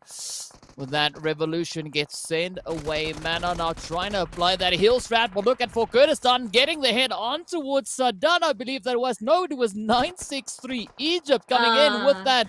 Ra'ad bite the dust vibes. Still holding on for dear life. Not before putting a quick hit up in towards Reva. Only 5 teams now remain. Headquarter coming in from the north. Look at this. Stalwart Bankhead still in the play, but in a very dangerous position. Definitely. As that Sola, I mean, he is holding on for dear life against that little wall there. I mean, Headquarter, they have been in these warehouses since the beginning, basically. They have set up, but now, unfortunately, it is no longer a good spot. Literally on fire, but not in a good way. And 963 Egypt, they are the only team down here on the southern side. They are holding this for dear life because they have the advantage in this situation. All they have to worry about, honestly, is Headquarter. The only other people, you know, he's just a little solo over there. They don't really have to worry about him all too much. So I really want to see 963 and how Headquarters is going to take this. I like how Zuxi ended up pushing forward against that little Reg on the road. Oh, first of all, toss some nades and get some knocks, but also that means they're going to be able to hold this area right here. Oh, there's only one left. No, there's 2 left. Still, at least, well, this could be one now, depending on how these shots go. Coming in from Zuxi. Yes, indeed, they succeeded now. Headquarters go up in a 1v4 play against the players here from 963 Egypt. They want the chicken. They get the chicken. And they do so in beautiful, beautiful fashion. Absolutely amazing stuff. And this is what we want to see. Teams stepping up and just holding strong all the way through. But I got to say, though, Vibe 6 finished pretty well in this match, even though they got taken down by the blue zone. But I got to give it, though, 963 Egypt coming in with yet another winner chicken. Then, of course, let's jump into those match rankings to see how many points the teams were able to bring home. It looks like in that first spot, of course, 963 Egypt got the win, got the 8 kills, 23 total points. I mean, they're able to just hold that southern side of the zone so flawlessly. And Headquarter, I feel like the only thing that they could really have done there is they just needed to get that starting knock on a 963 Egypt if they're hoping to make that cross and get that chicken dinner from them instead. But they still got second, got 2 kills, 14 points, still a good amount of kills to pick up. Same with Stalwart. It's still the same 2 teams, 963 and Stalwart. It seems like whenever one of them does well, so does the other. Yeah, definitely. I can agree with you on that one. But of course, I said, you know, Headquarters is going to be a team to watch out for, and they definitely delivered on that front. But of course, you got to look at the plays there for Kurdistan as well. Yeah. Some heavy hitting plays coming through from their side. Absolutely fantastic stuff. And I mean, that of course doing absolute wonders for them as it keeps them up in that top 4. But Vibe 6 right there, hot on their heels. I mean, some pretty impressive stuff. But of course, let's hop over on towards that second page to see where the teams are. Of course, Conqueror Iraq sitting right there with 4 points to their name. That only coming in from their placement points. And of course, KAMIKAZE still putting in the efforts. Unfortunately, not finding any placement points, but some really good elimination points. It just seems like there's a lot of fighting. There's a lot of fighting this entire game. Of course, that's how Sanhok honestly is. But even with the zone shifts, it made it even more difficult. So Conqueror Iraq, honestly, when we were watching them, they were fighting so many people, right? Like they were taking so many shots, shooting so many things, but they ended up not being able to really capitalize off of any of them. They still were able to stay alive, though. It's just the reses, everything that could have gone wrong for them to get kill points happened. So they got 0, still got 4 points in total, though. And at least they're able to still pick up a few, you know? Like in a match like this, you at least want to try to get like maybe 6 to 8 points per match to really keep yourself in the game. Yeah, but of course, as we saw, there were some pretty tough contenders in this last map on Sanhok. And of course, we were expecting it to be absolutely brutal. And well, no disappointment on that front whatsoever. But of course, we are going to be moving ever closer to our third match of the day, which would see us going to our second visit over on towards Erangel. So be sure to stay tuned. We'll be back in a short few moments with even more PUBG mobile action.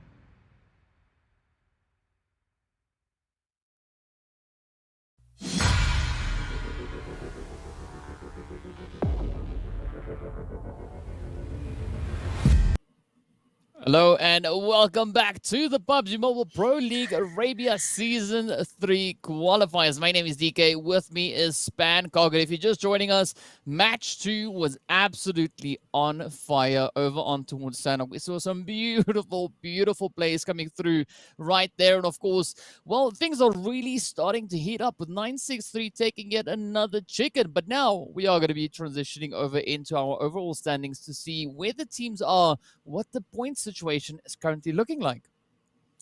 I have a feeling we know who's in our first place spot, and it is Team Falcons, of course, 158. Stalwart still climbing, 135 at this point, still a big gap. Conqueror still gaining as well, 122. 963 Egypt actually went on ahead and joined the gang of breaking 100 points. They have 101 now. They've jumped up into that 4th place position. I believe they started in that 7th or 8th spot, and now they're in 4th. They're definitely comfortable. For Kurdistan now at 97, Ra'ad, Revolution, 1 million, Esports, all of them slowly gaining more points, still trying to secure themselves, just like Falcon, Stalwart, Conqueror have done, gaining how many points that they have.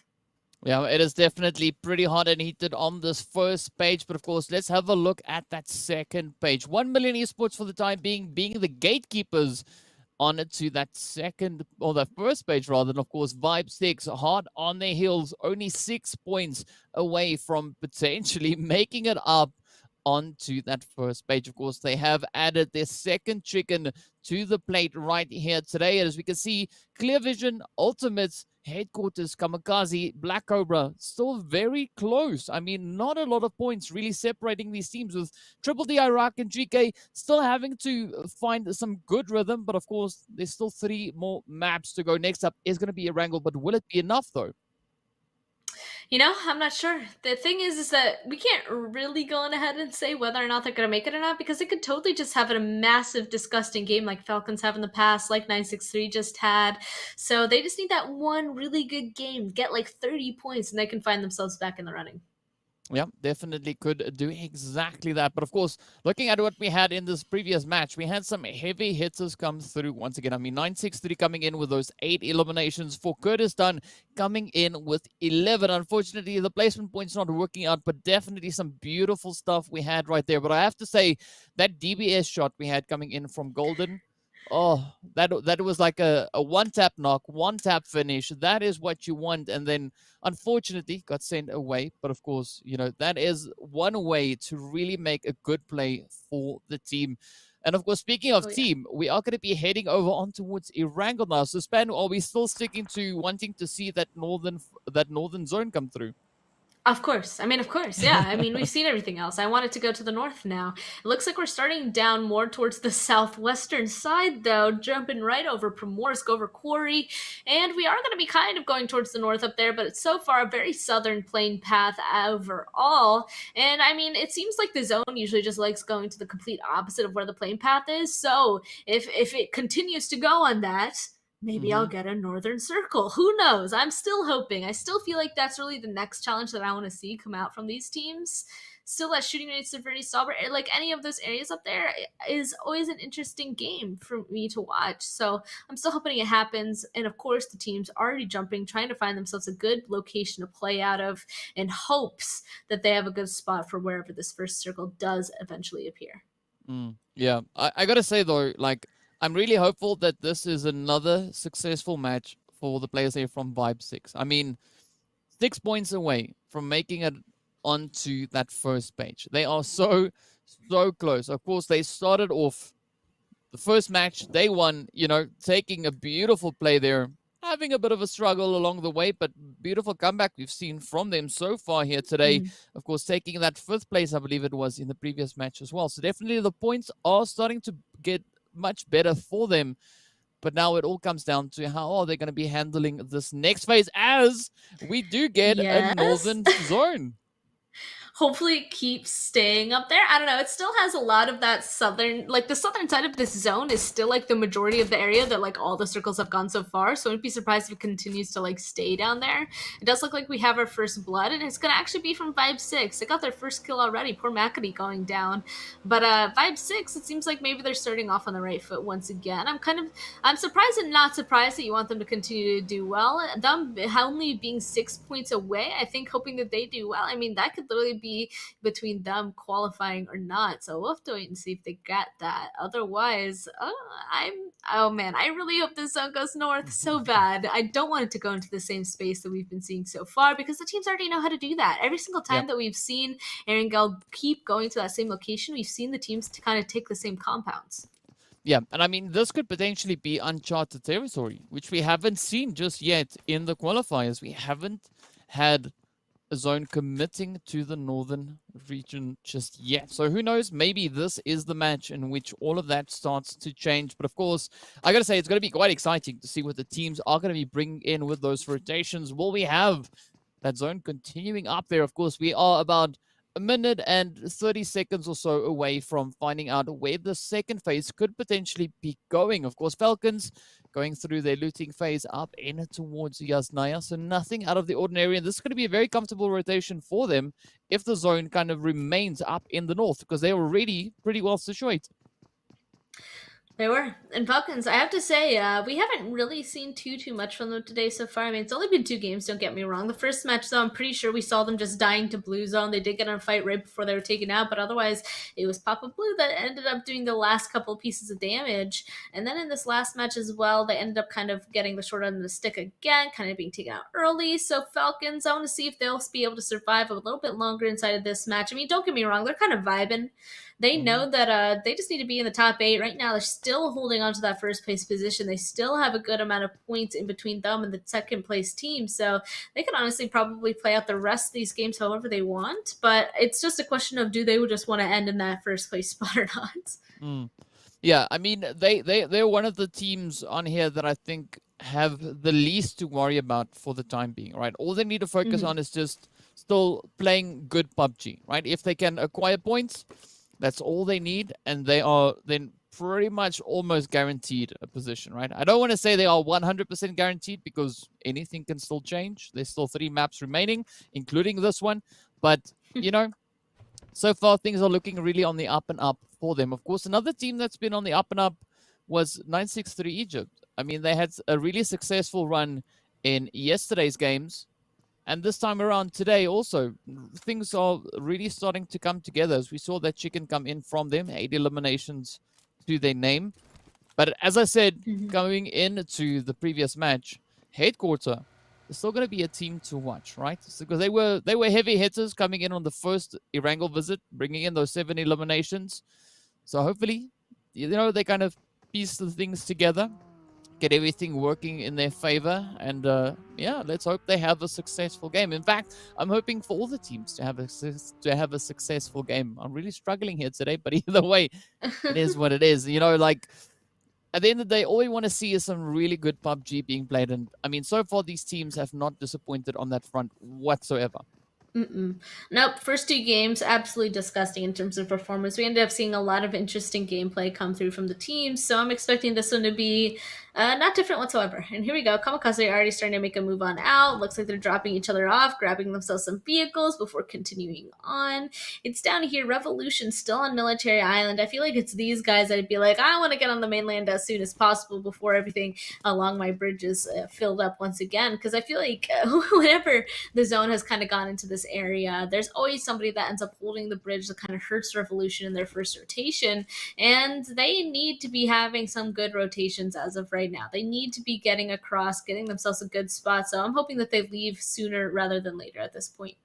Yeah, the same, of course, goes for 1 Million Esports as well. They are also situated on that far southern side, all the way over in towards the crates here. So they too have some distance to try and cover. Now, if we look at Revolution's performance in the previous match, the previous visit rather, on towards Erangel, they were only able to find 2 eliminations. So they only had those 2 points. As we look then over on towards 1 Million, they found 4, but also 8 placement points. So definitely things could get quite interesting. And of course, Conqueror, they're going to be waiting over on this Western Bridge. They had success here the previous time around, taking that second place. But now, will it work for them this time? Because we know Revolution and, of course, the players there from 1 million are still positioned on that Sosnovka Island. Not quite sure whether or not they're going to be choosing this Western Bridge to rotate. I'm not sure. I mean, I feel like if I was the team and Military Islands, I'd definitely be wanting to go through the eastern one because obviously that's the closest to the zone. And I mean, I just feel like just starting off on that foot would be better, especially since they know that Conqueror has been camping that western bridge for so long that I just wouldn't even trust that bridge at this point. So Conqueror, if they don't see Revolution soon, they should probably just leave as soon as possible to try and get themselves a better spot inside zone. But they're just hoping to get some cheeky kill points right at the beginning. Well, there's nothing wrong with a few cheeky kill points here and there. Of course, now 963 Egypt are going to be, well, looking to put some Cobra on the menu. In fact, Black Cobra, if they are successful in landing these heads, of course, trying to pull off the drive by shooting for the time being. But Black Cobra now pushing right up on towards KAMIKAZE. Oh, Mohammed getting knocked and down. D7 now getting hit as well. Aziz, fortunately, on the off-angle play there. Could be a little bit of a thorn in the side here for Black Cobra. But, of course, well, they have to now try and keep it all together. Of course, Desha right here alongside KAMIKAZE. A little bit of a treacherous position to potentially be in. But, of course, let's see now whether or not Desha will be able to hold their own. Yeah, Basha, I was a little bit surprised to see them going ahead and follow their teammate that was just ripped out of the vehicle immediately. But, they want to go ahead and try and take out these KAMIKAZE members. So sending one up close is definitely the best way to do so. Looks like they did get a knock behind them, too, that they might be able to just flush on out for a point. But here we go. Conte's starting to go up on top of the roof. This might be bad for Besha and their teammates just to the north. We'll have to wait and see. Here we go. Prepping some nades, though. They have to go on ahead and start this off with a bang because right now it's KAMIKAZE's advantage. They're the ones that have the building. It's Cobra that's going to have the hard job of infiltrating it. So Cobra, they honestly just need a knock of some sort immediately to hope to try and gain this compound. Oh, yes, indeed. They will have to try and do that. They also potentially may be looking at turning this compound into the snake nest. But will they be able to pull it off? We don't know, as we still have Philly and Mad Lol positioned up on the hilltop, just trying to keep a little bit of overwatch there before deciding to move on in. Basha still now trying to figure out which way to make this play, utilizing the smoke coverage there to try and just, ease up this current position. But, I mean, Othman, Kante, they're still holding strong. Aziz also now looking to rotate a little bit closer, trying to just add to the fortification. Yeah, Othman still up on top of the stairs. Oh, he's still hoping. He's still hoping to kind of spot somebody out on top of this little hill here. That's why he keeps peeking. But all of Cobra, they seem to have been able to get Besha out of there with all those smokes, and now they just want to leave. They still have 3 up, and they want to get out of there as soon as possible. I mean, KAMIKAZE, they ended up keeping all 4 up, and that is honestly the best case scenario for them. They successfully defended their compound. They were able to get at least 1 kill point from it, and now the enemy is out of there, and they're completely clear to do whatever they want at their own compound again. Cobra, they gotta figure something else out. We already said that they lost somebody, but still 3 alive is still something that is doable for the success of a team. It's just hopefully they find a good place to play out of. I gotta say, this is some pretty good situational awareness being shown here by Black Cobra. I mean, yes, they lost a play in the process, but they were at least able to save the rest of the team, turn around, reposition, and move elsewhere. So I think that was a really, really good call coming in there from them. But of course, now we look to see what the rest of the teams are going to be doing. Of course, the players here from Kurdistan slowly making their way on up, relatively close to Malta, as we can see the hilltop also positioned up ahead of them. But here we have Triple D as well now. They could be lurking up in the compound, hoping to find an angle on towards for Kurdistan as Empire gets spotted out. Fortunately, ooh, that hit not landing where Triple D would have hoped. I was really hoping to see that bullet shot. I mean, we saw an knock so far in this tournament, but we haven't really seen any bulleties really be utilized. We've seen some of them be used, but not quite getting the knock just yet. So, man, I was kind of hoping that that knock was going to be successful. Not going to lie. It does also look like for Kurdistan finally making their way inside of this zone. They're just all the way on the eastern side. Take a look at that. They're just like, we're just going to send it all the way over here. Nobody can bother us from the east anymore because all that's there is water. And honestly, kind of ensuring that nobody will be able to approach from that direction makes you have less things to worry about. And it seems like that's what they're going for on this one. Same with 1 million Esports, kind of sticking towards the eastern side for now, driving by Lapovka, trying to find a place to play. I'm still waiting for this next zone to close, and I'm still hoping it goes north. Yeah, I'm right there with you on that one. It would be absolutely beautiful. It does seem like the teams are anticipating a more of a northern shift here. As you can see, 1 million Esports also now. They've made the trek all the way from that Sosnovka Island, now venturing even further and further up towards the north, trying to find a decent position to call home. Of course, plays here from headquarters, finding some interesting positions or angles rather to park that vehicle in. I'm not quite sure whether or not they'll be able to move it from there, but I mean, it's probably worth a shot. Of course, now the players here from CONQUEROR also venturing up from the south there, but right behind them, we do see Revolution also now making the push. Yes, the zone went north. I'm so happy. This is a really difficult zone as well, actually. We still have part of Yasnaya Poliana. We can see so many teams actually up there on the northern side. This is lovely because it's right along a base of a mountain, right? So we have all the way from the very top and then really, really steep curves and slopes all the way down to the bottom. So this is going to be quite interesting as teams try to find the little plateaus on each level of the mountain to play off of, and all these people are going to be really just fighting to try and gain the advantage being at the top of the mountain or just finding the hardcover in general. This is going to be a really interesting end game, and we haven't seen them be up there yet, so I don't know if these teams really know how to play in that area against each other, since this is the first time they're doing it in this tournament, in this lobby. Yeah, unknown territory, as I said before. And of course, you know, with that zone centering up towards Stalwart, yeah, that is going to be quite the mountain to climb for a lot of these teams. Of course, we can see a big migration now heading up towards the north as the teams are starting to make their way on N6. Now, Egypt also right up there in the mix, relatively close to the position, because see the players there from Triple D also now trying to find their way, but the head's starting to come on in, as we can see now Triple D actually picking up Messi in the process. That was a nice shot. For a second there, I thought the vehicle exploded, but no, he was able to actually get those shots.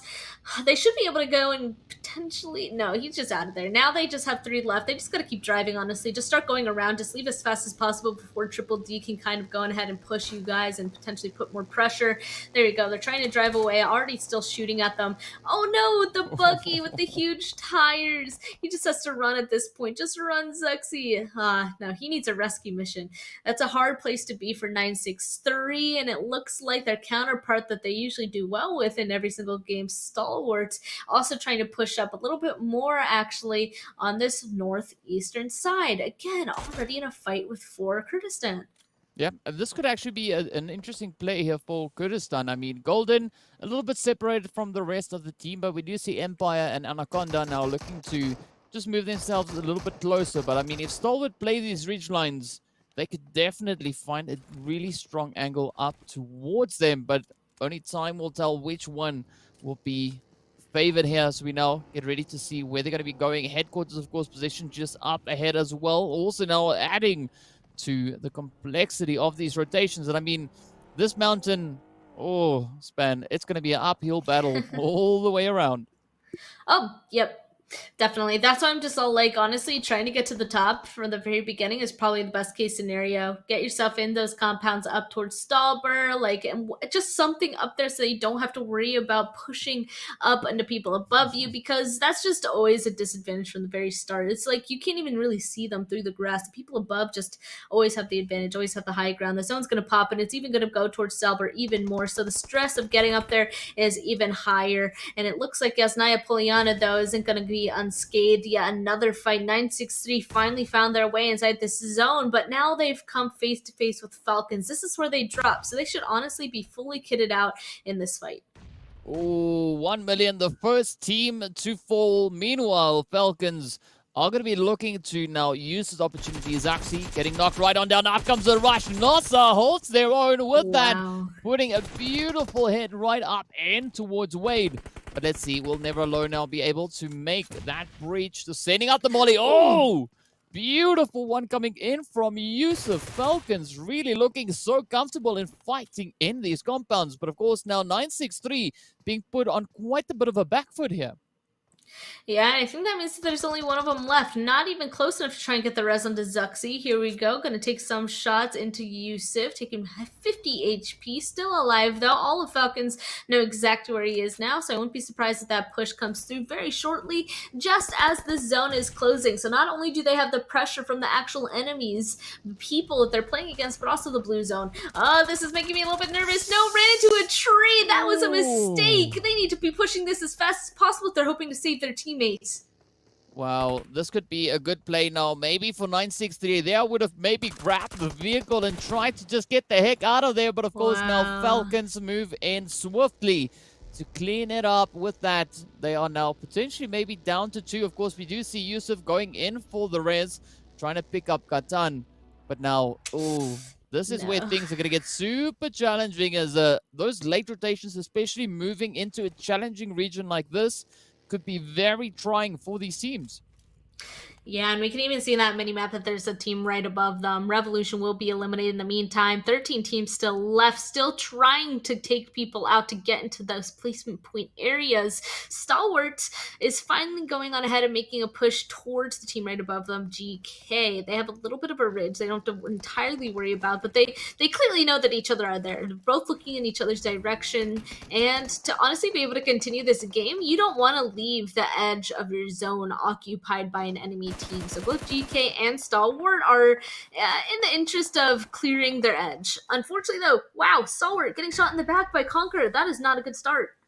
Oh, definitely not the most ideal play to have here. But of course, now Stalwart, they just need to try and hold on. But beautiful play coming through from the players there of GK now. Stalwart not really knowing which way to go. Do you also see the players there from Kurdistan also just moving ever closer? So this is looking to be a little bit like a Sanhok play, as the teams are getting drawn in by the chaos up ahead. Of course, headquarter now finding a quick head on it to one of the Falcon players there.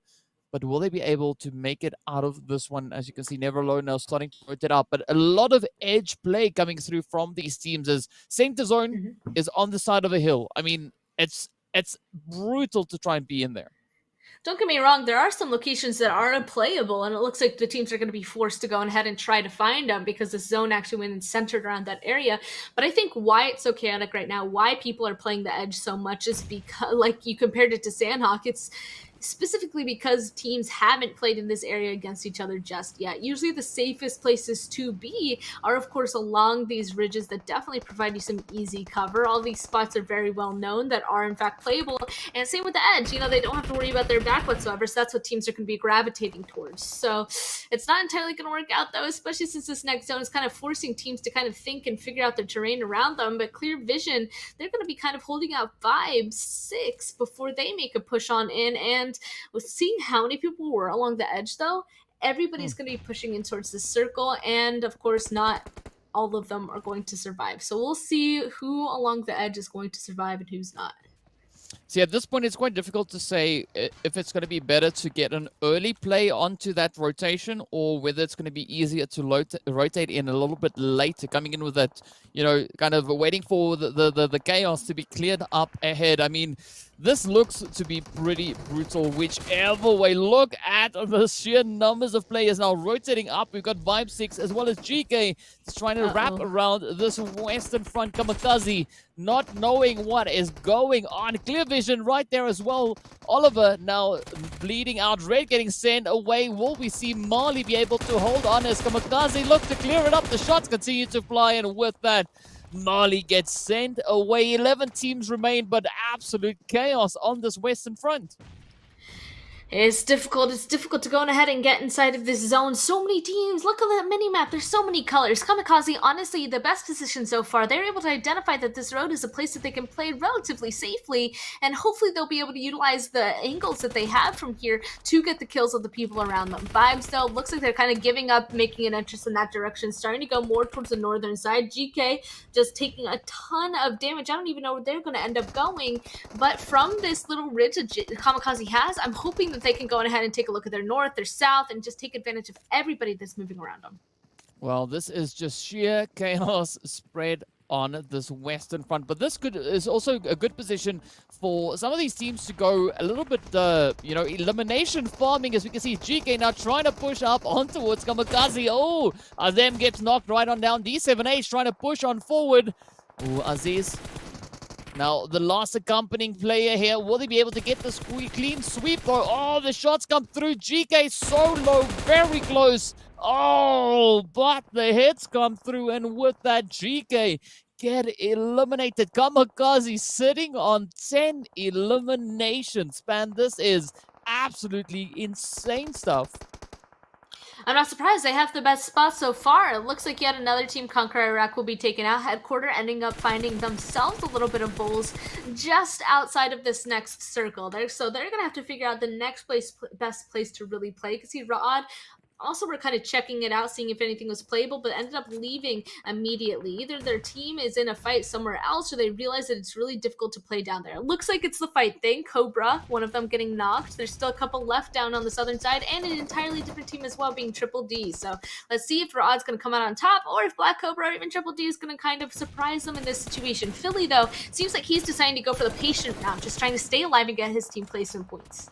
Oh, it's not going to get any easier from this point on. As you can see, the ultimate now trying to make that play to get up in towards zone. Ra'ad looking really decent here. Only one elimination to their name, but they still have a full squad as they now continue to push up on towards the zone. Now venturing towards the place here from the ultimate. Alush now getting caught between a rock and a hard place. Up comes a rush. Bellhop gets taken right on down nearly instantly. Desha also falls. No way. Ra'ad now reduced to only 2 players. It is going to be Sadat and Satan left to try and push. Of course, Alush now being a little bit elusive right here behind the rock, trying to play these angles. Oh, the shots continue to fly on in. Sadat not backing out just yet. But it is a very costly player. Sadat 2 falls, and the ultimate now looking really, really strong right here. But will they be able to pull it all the way through? Oh, man, this is looking so crazy. Black Cobra, of course, now getting sent away as Fiddy falls. Oh, Ra'ad coming under fire. Satan takes many hits. Of course, now looking to push forward, but we see Triple D right up ahead, so not a lot of options with regards to rotations. KAMIKAZE looking absolutely golden up on the high ground. 15 eliminations to their name, a controlling angle in the zone, but wow, Othman quickly trying to push that health bar back up, of course. Now KAMIKAZE is still rocking a full squad, but now Alush trying to see if they can find any of those angles, but does get spotted out. I like how KAMIKAZE is also bringing their cars with them. Once again, that moving hard cover for themselves to play against, especially in an area like this. It is so important. This is the side of a mountain that's completely out in the open, barely any trees to provide any sort of cover, and KAMIKAZE using it is just going to help them out a lot. I think we've already seen it help them, especially when they're playing on the very open side of that road that they're utilizing, and now they're just down to having to take down 3 more teams. Of course, that's the ultimates. They have 3 people still up. There's a solo down there that we can see right next to Triple D as well that has 2. So KAMIKAZE, all 4 still alive. This is a pretty strong position for them, but now they're outside zone. They have to choose a location to start sweeping, and they got to pick soon. It seems like they're kind of pushing more towards the east for now. Man. Well, they've got a nice little bit of an opening there if they can deal with the threat coming in of Triple D. But of course, now quick, swift work, head straight up in towards Octan. But will we see KAMIKAZE now looking to clear this one out? As we can see, Zico now also just trying to get that raise on in. Ra'ad still holding on for dear life. Just trying to keep the position within the zone. The ultimates also now looking to push further and further forward. We've got a Lucia Hope and M7. Looking for that opening. Of course, cooking up the nades. Up goes the bounce. Oh, finds a good amount of damage. Octan just being raised back up, about to maybe fall once again. Blue Zone hard on their heels. They're being forced forward. Out comes another one. Oh, Zico no. goes down. With that goes Octan and Triple D make their way back into the lobby. 3 teams now remain. It is going to be the players here from KAMIKAZE up against the Ultimate as well as the Art. But look at that nade. Hope sending out a beautiful one. Here we go, tossing another one. Ultimus is getting ready. They hear the vehicle. That's also downfall of where KAMIKAZE is kind of driving around, I guess. It does give them a very auditory indication of where they are. That Solo hanging out towards the south. Rod, I mean, they want to grab second position as long as possible, so they're not peeking whatsoever. Let's see, Ultimate, Alush definitely holding a position of power closer towards the northern side. Here we go, some utility coming into play too. Catching Offman on fire, actually. He goes down. That means that they're equal. It's a 3-3 now against these guys. I mean, KAMIKAZE definitely stepping up to the plate. 17 elims, but the players here from the Ultimate not going to be letting them get away with that just yet as they quickly deal with Ra'ad. Now, it is the Ultimates up against KAMIKAZE. Hope super low on health. You can see M7, of course, now quickly trying to change that a little bit. M7 sends the shot straight on through. Aziz gets picked up. Now it is up to Kante, and of course the D7H to try and make that stand. Oh, the hits continuing to fly as M7 meets a few of those shots with that. Aziz now gets confirmed, and it turns in favor of the Ultimate having a controlling number. But look at them just flexing their position as that flashbang gets sent on over. D7, Kante now having to try and figure out a way forward. You can see Hope keeping a very stationary angle here, just waiting for Kante to budge around that. Of course, can hear the footsteps. Up comes a potential play. Come on. Hope now getting put under pressure here as the rush comes in. Will they be able to close that out? Oh, down goes D7. Kante comes in with a play. M7 now up atop the hill alongside Alush. Kante now being forced to try and get that res in. It looks like, unfortunately for Team Ultimate, they weren't able to really push and help out their teammate there. I mean, if there was at least one more there, they probably would have been able to get the trade and just ended the fight right there. But Kante, since there's a 2v1, they end up winning the trade. They get the res as well. The thing is that KAMIKAZE still has to leave the position that they have. It looks like they're starting to split up as well, and that's honestly the best case scenario for them, a big split between them and the Ultimates. But I don't know, the Ultimates can still really see this. Some nice shots, so all they need is a knock onto one of them. That is all they need, indeed. They just need to find that opening. But, of course, the blue zone is closing up, so they're definitely running out of options. Beautiful coverage coming in here from the Ultimate. But here we go. Alush now also getting forced forward as the blue zone continues to move on in. Alush is down in the grass. M7 is down. D7 and Kante now have an opportunity to try and reposition. Will they be able to get a good angle here? Of course, Kante just trying to close out the sides here. Alush, M7, huddling up behind the tree. Ooh, as we know, we are in the 9th phase. There's no more zones. Blue zone is going to start closing up, and then it is all down to who will survive the longest. Let's see, will either of these teams be able to close it out? There we go, D7 gets picked up. Kante now the last hopeful. M7 looking to push in, and with that, the Ultimate reigns supreme as they take the winner chicken dinner on this 3rd match of the day. Absolutely beautiful stuff. What a chicken that was. But I gotta say though, KAMIKAZE, wow, Span, they were on an absolute blaze through this map. They really were. They were on fire the entire time. Every time we ended up kind of taking a look at them, they were doing something. Have to say, I feel like I said it's going to come down to whoever gets the knock first, and it did become the Ultimate, so they won. Let's take a look at the standings to see how many points that they were actually able to pick up, because even though they got the chicken dinner, I'm pretty sure KAMIKAZE is still in a pretty good spot, and pretty good spot is an understatement. 18 kill points gives them 30 total points, DK, for that game. I mean, that is absolutely beautiful stuff to see. I mean, it's no surprise to see KAMIKAZE taking the win here. I mean, those 18 eliminations in total doing absolutely wonders for them. But the Ultimate played that final positioning so well, utilizing the hard cover they had, utilizing that rock, just sitting there perched, waiting, watching, and choosing the ideal moments to strike. But again, we see some heavy hitters come in here as well. Once again, Headquarter coming in with those 6 elims. We've got the players here from CONQUEROR Iraq also finding 7 for themselves.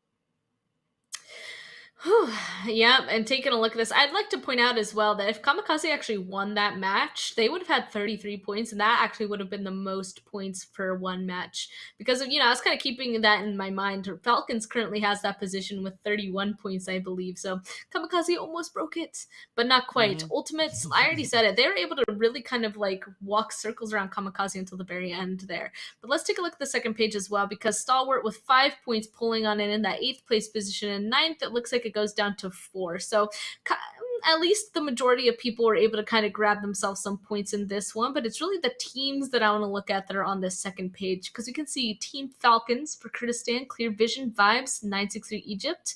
All of these teams are the ones in the overall that are on that left side of the leaderboard. So I kind of want to see once again how everything has moved around.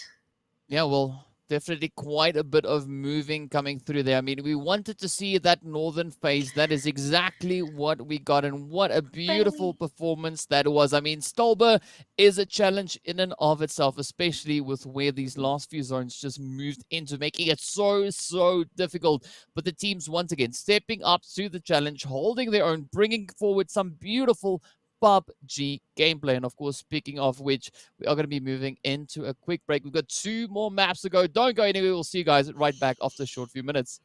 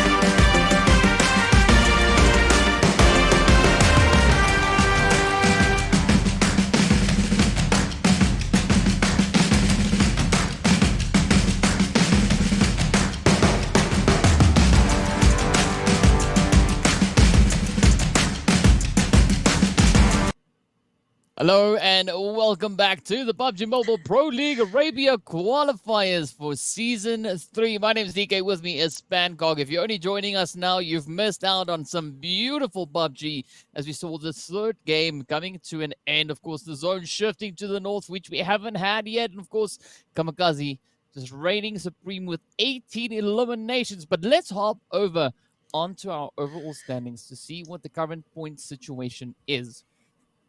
Reminder that these guys want to be in the top 8 after these last 2 games. So right now, this is our top 8. You can see Team Falcons still holding strong to the first place, 162 points. Then Stalwart CONQUEROR, Ra'ad, 960 Egypt for Kurdistan. And look at that, KAMIKAZE in that 7th place position now. They were on that second page last time we went on ahead and took a look at it, but after just one match, second place, 18 kills, 30 points. Like, they're in that 7th place spot with 98 points now. The Ultimate's now in 8th, though, with a 95. That just means our cutoff points is just increasing as each match goes by. KAMIKAZE, the only one actually on this page with 0 winner chicken dinner so far, and I know that the Ultimates, whoever is behind them, is not that far away. Yeah, it is definitely, it's definitely going to be such a difficult play. As we see, we had Revolution as well as 1 million situated on this front page. But now, this time around, we have a few more teams looking to push on up. So let's hop on over to that second page to see what the current situation is looking like there. As we can see, Revolution sitting over in towards 9th. 1 million now getting moved up into 10th. And of course, the players there from Vibe 6 still few points behind them, not just on their heels just yet. We, of course, had Vibe 6 sitting up in 9th place, but due to that beautiful performance coming in from the Ultimates, as well as the players there from KAMIKAZE in this last match, it really brought a beautiful disruption to the overall standings. Yep, a big bump down. Again, we already said it. Like, one big game just with like 30 points is going to launch you into the qualifying range. And that's exactly what just happened for 2 teams. So that means these guys have 2 more attempts to do so. Next up, you already said it, DK, it's going to be on Miramar. And when we talk about Miramar before, I've always said I feel like Miramar Sanhok are the wildcard maps. And this being on Miramar, I don't know. I don't know who's going to go on ahead and take this one. So I still think that there's a chance that those teams that are just on the cutoff point could go on ahead and shine on this one. And honestly, they have to. It's down to the last 2 games where I think things are going to become more tense and people are going to change their strategy a bit more by targeting or playing a little differently. Yeah, definitely agree with you on that. It is going to result in some pretty exciting gameplay as we don't really know what to expect moving in. All I can say is I'm expecting beautiful plays to come through. I mean, if we look at another potential play like KAMIKAZE just showed, they moved all the way from 13th place up on to that first page. So that is definitely still in the realm of possibilities. I mean, there's not a lot of points currently separating these teams. I mean, the margin for making it up onto second page, or the first page rather, is still relatively close. So it's going to take one beautiful match to try and catapult a team up in it towards that. And of course, well, without much further delay, we are moving straight up in it towards Miramar. As we can see, the flight path coming in from the north. Right down below, we see Oasis. So definitely, we are a little bit more centralized in the flight path. You can see the lovely terrain spread out below. And this could be quite an interesting flight path. Still cut off super far over there over in the eastern side, though. I saw the trajectory. It's like, oh, this is going to cut off basically the entire western side. I mean, the last time we saw this, though, on like day 1, teams were still able to like grab vehicles and spread out pretty well. Like, people are still able to go from Pozo from a plane like this. So I still am expecting to see stuff like that.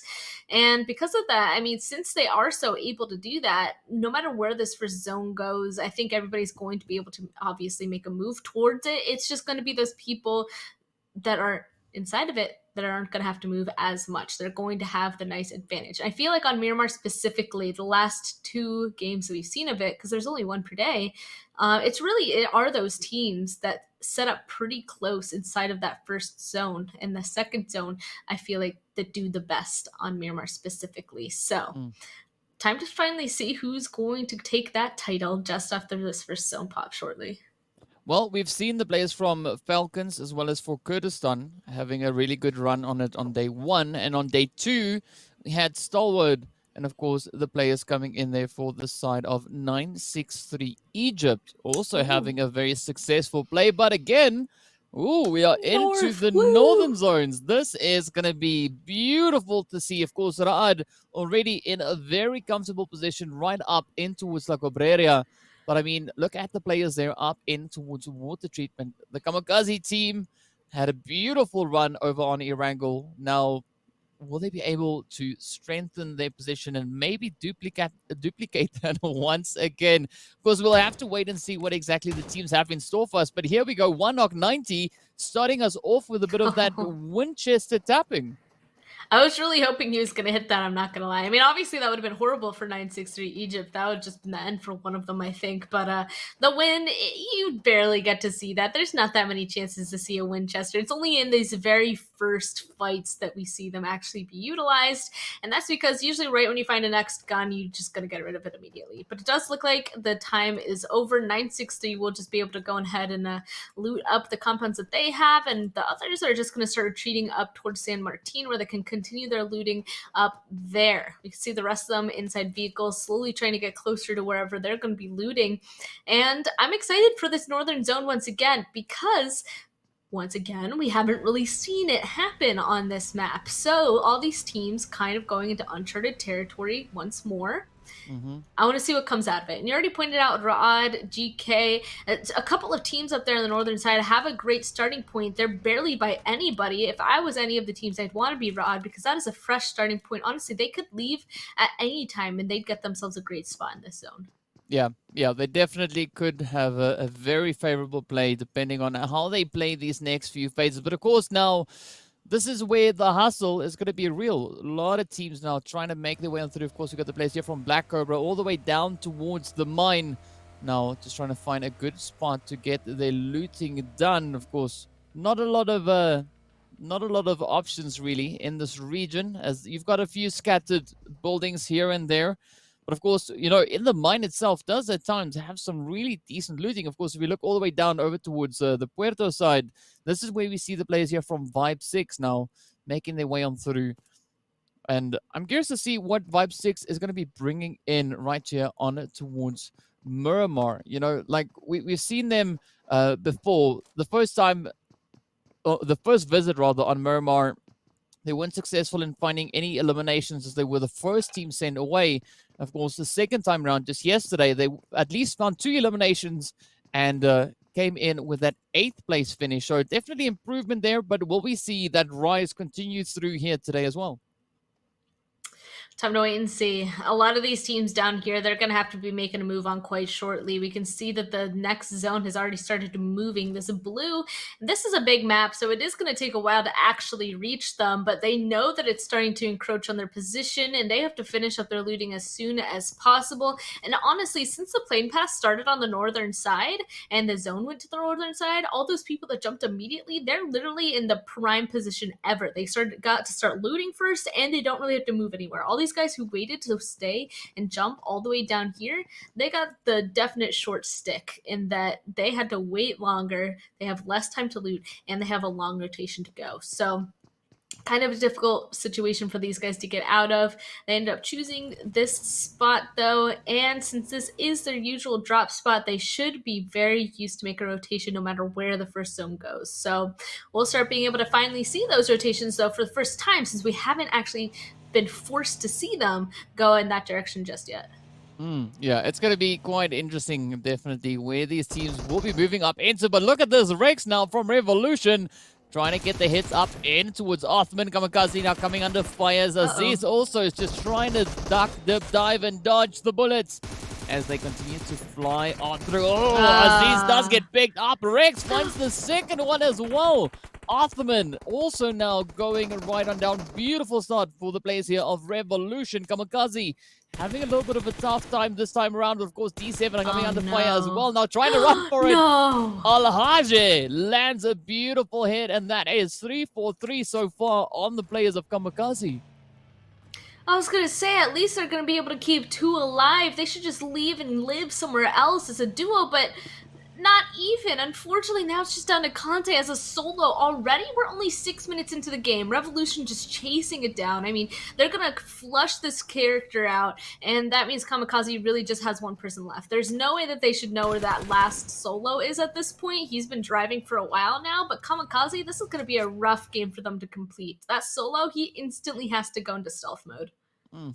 I mean, we know for the side of Revolution, right? They have been able to show quite a good amount of aggression on the map of Miramar. I mean, first visit, 8 eliminations. Second visit coming in with 1, but at least they also finished off with some really strong positional play. But now, maybe we'll see an even greater improvement coming through, as they already started it off with 3 eliminations at the hand of Kamikaze. But now, yeah, only time will tell. Ra'ad, of course, starting it off right up in the north in towards La Cobra area. Now just repositioning themselves, and I mean, they've actually got a very comfortable drop right there. They don't have to worry too much, as, you know, Triple D, they're still trying to push their way on through, you know, trying to gain some good ground here. Power Grid, of course, just up ahead. After that, we're going to be seeing, you know, even more ground to move. And what's interesting going to be, well, rather, what is going to be interesting about the northern region is it is super mountainous. Mm-hmm. Exactly. That's what makes it so much more difficult, right? All those mountains, everybody's going to have a harder time kind of driving up there, traversing it. Usually there are specific areas that people can go on ahead and drive through, and if everybody on the southern side is trying to get into those avenues, we're going to see some fighting on the rotation. So we're going to have to keep an eye out for that. Everybody is already moving at this point. That blue zone's almost closed. The next one's about to pop. And here we go. A lot of people actually right next to each other. 963, clear vision, right next to each other. I guess they want to start out on an early fight. A little bit surprised about, but honestly, both these teams at this point need to be picking up some more points. Oh, McAdee, not even a chance to blink on that.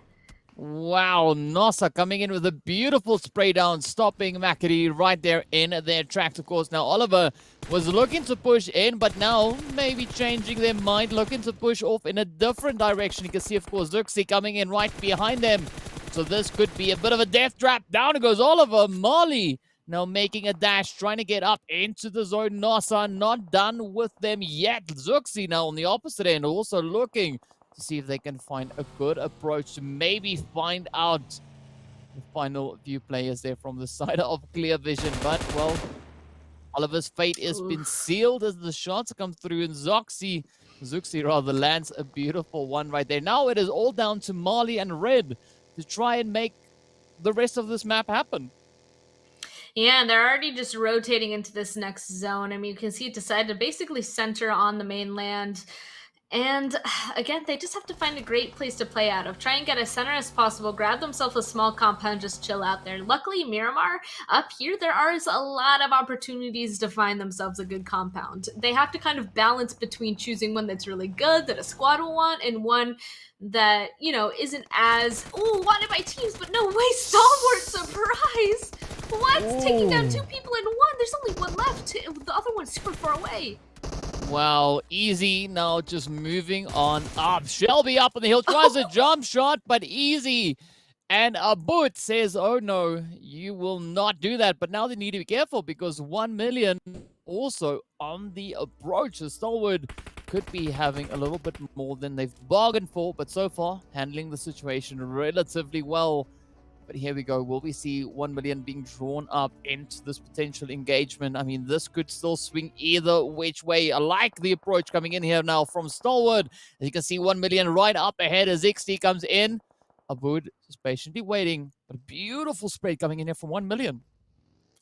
I mean, they heard the fight. They want to go on ahead and take advantage of it. I don't think, though, that they realize Abood is where he is. He hears the buggy drive on by. This could be a perfect opportunity for a distraction. Nah, he hears the footsteps of Abood now. It's kind of over for that kind of surprise attack against that member of 1 Million Esports, but I love this rotation from the buggy coming through. Oh, he's completely surrounded, and there we go. The first knock comes through. This is perfect. Right when you identify that there's a solo somewhere, you should slowly but surely pick one off at a time. So one downed currently. The other people are pretty damaged, and Yabal, he's actually super far away from his team. I don't think he can help either of the 2 that are currently knocked.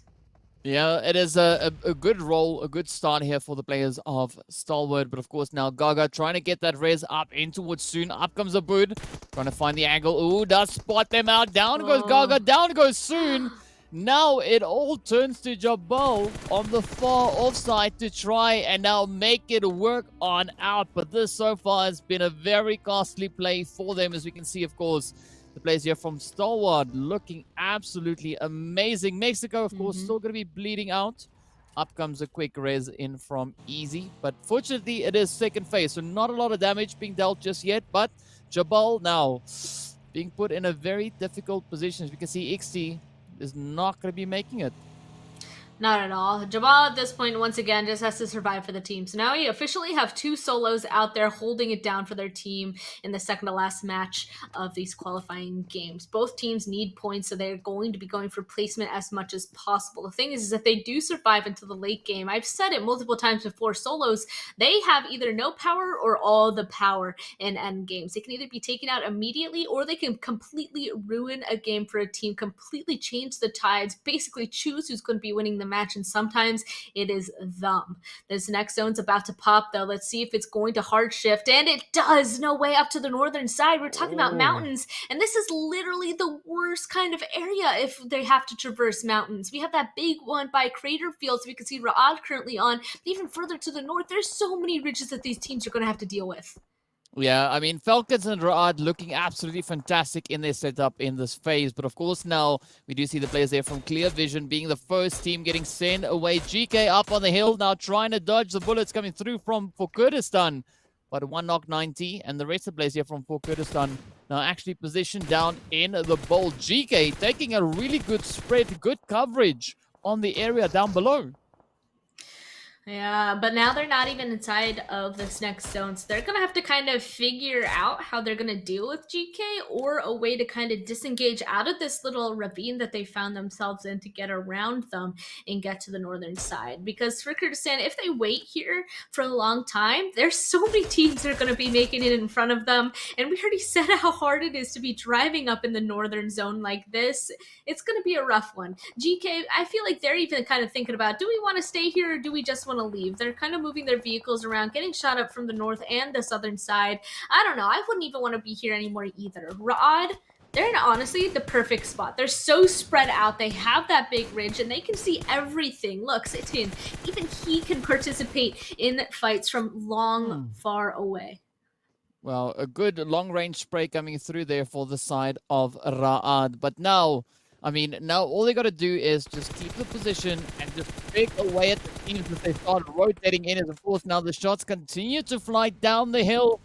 Oh, it's going to be quite a bit of a challenge here for the players of GEEKAY. But now the ultimate coming in alongside them, of course, for Kurdistan, still holding on to their bold position. Hazem taking quite a bit of damage on the vehicle. Up comes the play now as the players here, from the ultimate, come rushing on through. The vehicle gets blown up. Ragnar and Hope getting ready. Both players cooking up those grenades, sending them out. Are they going to be finding the damage on towards GEEKAY? Now trying to fight over the crest of this hill, but will they be able to land those hits? Omar now looking to push in. He hits the vehicle rotating away. Come on. Tries to put the shots up in towards Ragnar, but fortunately for Ragnar, he manages to sneak up into that compound just in the nick of time. Up comes Hope. Now trying to move up, but it does seem like GEEKAY is getting a little bit, well, I wouldn't say distracted, but they have to now try and make a different play because Ra'ad not laying off of the fighting just yet. Now, GK has been having a rough time trying to actually make a rotation out of here. Definitely. Just, they were trying to hold somebody to the south. Now there's somebody in front of them. We have, of course, Ra'ad shooting them from the northern side. The zone's about to close, though, so they have to just get in their vehicles and start driving, honestly. As soon as they can get to this new zone, the better. The thing is now that it's shifted literally the furthest point away over there on the eastern side, there's so many teams in front of them. I don't know if they're going to be able to just drive on through safely. This is kind of a situation where you kind of have to wait for the people around you to move so you can just leapfrog behind them. Yeah, but it is going to be pretty tough. We see players there from headquarters now getting sent on back. 963 Egypt trying to put up a bit of a gatekeep on the southern edge of zone. Zone has just popped as we saw, but of course the timer is ticking away. Blue zone is going to start moving up momentarily. 963 reaches across Azuxi. Extends it out. Finds a bit of damage onto Alush. Picks up the second one as well. Oh, up comes the third. Nice. Wow, beautiful two. consistency coming in. Will this third one be the one to do the job? Hope taking quite a bit of damage. Beautiful confirmation coming through with that. Hope goes down. 963 Egypt succeed in finding beautiful hits right there on towards the ultimate. That was disgusting. The last one definitely was driving away and also got taken out as well. They're out of the equation. 963 can get in their vehicles and start driving. GEEKAY just ripped apart. They were trying to wait for people in front of them to get out of the way, but it was much too late. And even they're super damaged. Look at that. There's only one person left. Not even, as actually they're taken out once again by 963. 11 teams left. Here we go. Finally making that rotation into this next zone. It's a very small zone that 963 Egypt are going to have to fight to be able to get inside.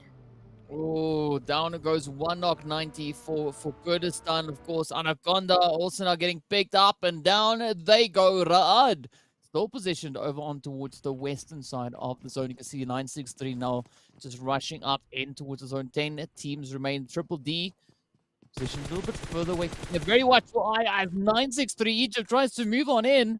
Will Zico be able to get the job done? Oh, landing several hits. We can see those hit markers finding their way on through.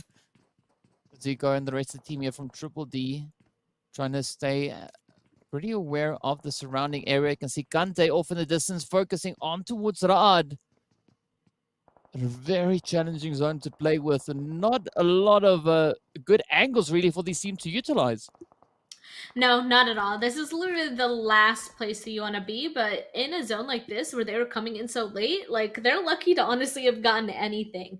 Later on, if the zone does shift towards the east, let's say, once again, they will be able to use the side of the mound that they're right beside, but right now they can't because of Triple D Iraq in this compound just to the north of them that'll be able to see them kind of pushing up that hill. So it's just a waiting game at this point. Revolution, honestly, one of the best spots in this zone. They're in a compound that's high up. It's hard to go on ahead and run up on, and they have a lot of nice sight lines on everybody around them. Cobra, I would say that they arguably have one of the good spots too up on the northern side, but they're kind of getting a little bit bopped back and forth, a little bit more of damage as they're hiding behind these little ridges here.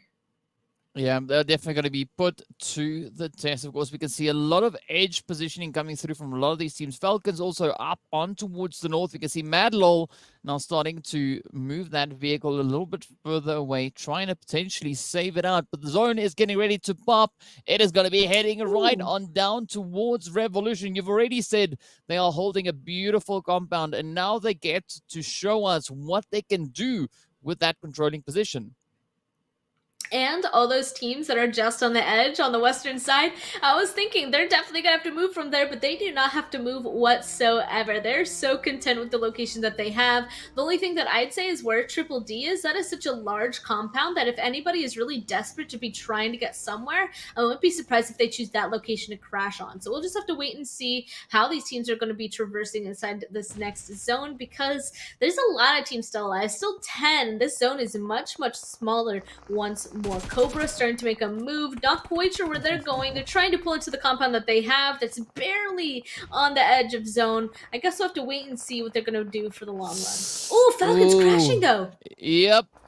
Talons out. Up they come. It is now Never Alone, the first one to crash into the compound. Black Cobra. Ooh, gonna have to try and defend this as best they can. Cooking up those grenades. Sending out quite a few already. Picking up a little bit of damage along the way on towards Falcons. But let's see if Black Cobra will be able to fend them off. Besha, of course, getting knocked right on down. It is now up to Philly, Madlol, and Muhammad to try and hold on. Oh, look at the damage. Wade gets picked up as Ra'ad Desha sneaks a cheeky hit in from the side there. I mean, this is a beautiful third-party play coming in from Ra'ad. Yeah, the western side, they have the sight lines. They're able to get one. I do think Wade might be able to get res. I think he actually is right now. Falcons, though, once you make a crash like this, really the best case scenario is you have to get a knock as soon as possible. Otherwise, if they wait too long, the Cobra, Falcons will know exactly where each other are, and any sort of surprise push or anything is just going to be even more difficult. So now that it's kind of lulled, the Falcons, it's going to be a hard time wiping this team out. Oh, they're on fire, though. Ooh, Ooh, Falcons now finding that opportunity to come Oh, rushing nice. in, and they clear it up. Muhammad gets sent away. Black Cobras backing their bags, heading right back into the lobby. But now the Falcons need to be super careful. We got Revolution still holding on to that controlling position within the zone. Raad also just riding the edge. So we saw those third parties already finding their way on in. We can see Conqueror Rio also just positioned down below. Still quite a bit of fighting now coming in from that southern side, but Revolution now having to defend. You can see 963 Egypt trying to push on in, but look at that cheeky shot now as QHT lands one right on towards Never Alone. Vibe 6 also still in the mix. Oh, come on, that Mosin almost finding its point. Want to see the Mosin tap? Come on, Smoker, move up. Yes. Oh. Do it. Do it again. They're trying real hard. That next zone pops actually, and the only team inside of this next one is Revolution. So honestly, if the Falcons had gotten a knock or two, like, I wouldn't be surprised if they just instantly got in their vehicles and started driving. Because what else are they supposed to do? At least pull up into that little bowl just to the northern side of that compound. If they were able to find themselves a spot there, I'd be a little bit worried about the utility that Revolution might have, but at least they have a starting point to start making an aggressive push. You can see everybody else at this point just waiting as well. 963 honestly don't have that bad of a rotation point to go inside of. Again, just have to worry about their neighbors to the west, which is Triple D Iraq, and that's who they're keeping an eye on right now. That's who they have to worry about. Honestly, I don't think Triple D Iraq is going to be able to survive going into this next rotation because they have to worry about both 960 to their south and Raad to their north. It's going to be hard. Yeah, it is going to be a pretty tough play. But of course, if your name is Revolution, you're not going to be two-faced just yet, as they have still a beautiful position now, just trying to let it rip on towards Falcon, as they have no other choice. Falcons need to move on forward. Rex cooking up the nade, already getting that first knock onto Wade. Up comes Raad, down goes Del Hop. The push coming in, Raad and the Falcons about to meet each other. As you can see, of course, now Wade getting picked on up. Down goes Del Hop, getting sent away. Vibe 6 getting sent off into the lobby. Satan now trying to survive, hiding up behind that vehicle. Smoker trying to light it up, but fortunately, already quite a bit of damage has been dealt to the vehicle. Only one or two more taps left to go, and we could see it popping off right there. Desha and Sadat also now just utilizing the smoke cover they have. But here we go, 6 teams fighting it out. Sheer chaos now erupting once again. The teams are going into town. Down goes Conqueror. As we can see, Revolution picking up another hit. 90 loves Beezy claps right on towards Desha. As Rex steps up, picks it up, and now it turns to Sadat and Satan to try and bring it all together. But down goes Satan as well. Rex now moving up. He is on an absolute roll. Sadat trying to duck in and out of the smoke, but down comes the hit. Is going to be able to make it, though. Look at the push from Rex, and down they go. Raad getting sent away. You know, I'm not quite surprised. Right when one team starts making a move towards a zone like this, everybody else follows. But Revolution, I was wondering if they were going to be able to be a team that kind of holds them off. And so far, they have successfully. A little bit worried now, though. You can see that they actually, on their leave, they let an enemy into their territory. A member of Falcons is inside of their building. So if they don't come back and clear their building, they're going to be in for a rough one. But oh my goodness, big scary gun now against 963. The zone actually pushed in this direction, so you have to get rid of these guys as soon as possible. Well, Revolution on a rampage. 12 elims to their name. 2 knocks flying straight up into 963. Al-Hajj gets taken right on down as Zuxi finds a beautiful, well-placed molly. Yusuf could be a thorn in the side there for them, as you've mentioned. But now, of course, 963 Egypt trying to push on in. They pick up Smoker. 2 down for Revolution. Oh, QHG and Rex, the 2 remaining hopefuls for the side. Look at this comeback now. Revolution don't really know which way to go. So many opponents pushing in, applying the pressure. And this is the opportunity now for 963 to get those raids in. But Triple D smack in the zone. The only team in the zone. Yusuf ended up getting a kill into Revolution as well. We were wondering if that solo was going to be able to do anything, and the answer is yes. They would have had 3 up otherwise. So that is definitely going to be hurting Revolution. Looks like they're kind of focusing on, we don't know where this person is inside our compound. We're just going to back up a little bit, straight into Triple D. So they're going to try to play on the edge here, but ooh, there we go. It looks like Falcon will finally be taken out, actually by a Bolty. That's fun to see. Another member of Triple D goes down though, and this is the final push. Oh, up they come. 963 looking good though. Look at a Revolution. Does pick up Ali in the process. Rather, 963 picks it up. But Triple D now down to Octan. Octan pulls off the rest. Here we go. The spray down comes through with that. Revolution gets sent away. It is now 963 and Triple D to fight it out for the winner chicken dinner. Octan and Zeko, the 2 remaining hopefuls. Down goes Octan. And now it is up to Zeko to try and keep it all together. There's going to be a 1v3 play. Up they come, rushing forward. Zuxi moving in. Come on. Headshot. Will it be the one jump shot coming on in? Come on, quick repossession. Down he goes. Wow. Oh no. Okay, Zizal now. The last player coming in with that M24, trying to see if they can pick it up. Oh, Triple D. No way. Wow. That was just an insane clutch. I mean, that is a clutch if I've ever seen one. I mean, they're waiting it out. They could hear all the fighting right above them, and they're like, I can't do anything. I'm at literally the bottom of the mountain. There's no point in me trying to push up there and do anything, especially since the zone came to me. I'm just going to blissfully wait here, wait for them to start running down at me, and I'll just take the shots. The one thing I will say is I do truly believe that that probably was Revolution's game if it wasn't for the last member of the Falcons. And the thing is that the only teams at fault that is Revolutions themselves, because they're the one that took that initial fight with Falcons to the north. They had to have paid attention to the fact that they didn't get a team wipe, so they left a solo somewhere out there that they didn't end up going back and finding. They didn't clear their compound once again, so that gave the opportunity for 963 to push them, and then I mean Triple D just won against them. Yeah, I mean, that was a big brain play actually for Falcons. Having Yusuf sneak into that compound, as you said, you know, that was essentially a kind of a turning point for them. But either which way, Revolution on a runaway performance, coming in with those 13 eliminations, securing themselves 23 points to be the team to sit at the top of the match rankings. Of course, Triple D Iraq taking the chicken dinner with 6 elims, a grand total of 21 points. 963 Egypt, also some heavy hits in place, coming in with those 20 points. But of course, Stalwart also being heavy hitters, coming in with 7 points to their name, 7 elims, and a grand total of 8 total points. Definitely that was just a top heavy game though.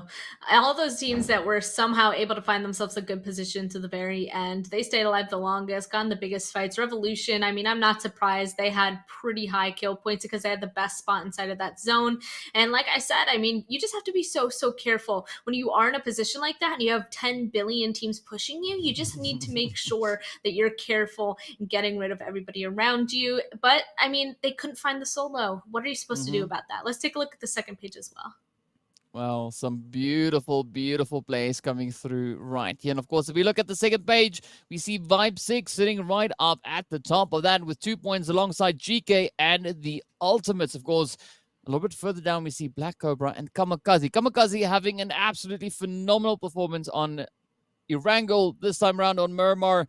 It was a little bit tougher there, of course. So we see Clear Vision as well as Headquarter and 1 Million Esports. So again, the teams, no one letting off just yet, keeping the pressure, keeping the stakes high as they move closer to that final match to see who will be our top 8 teams moving through up in towards PMPL Season 3.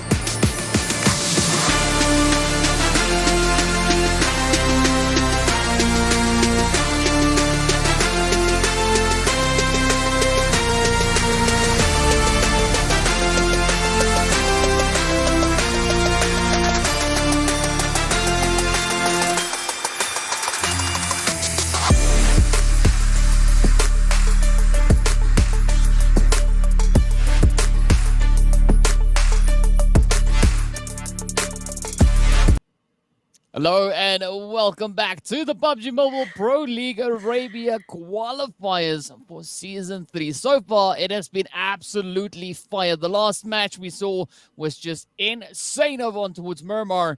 And now, of course, we're getting ready to move over towards Erangel. But before we do any of that, we have to take a look at our overall standings to see where the teams are before we move into this final match. To give us a good idea of what could potentially be happening and who could be our 8 teams seeing themselves moving straight on through. So without any further ado, let's have a look and see what the point situation is. This is the important numbers.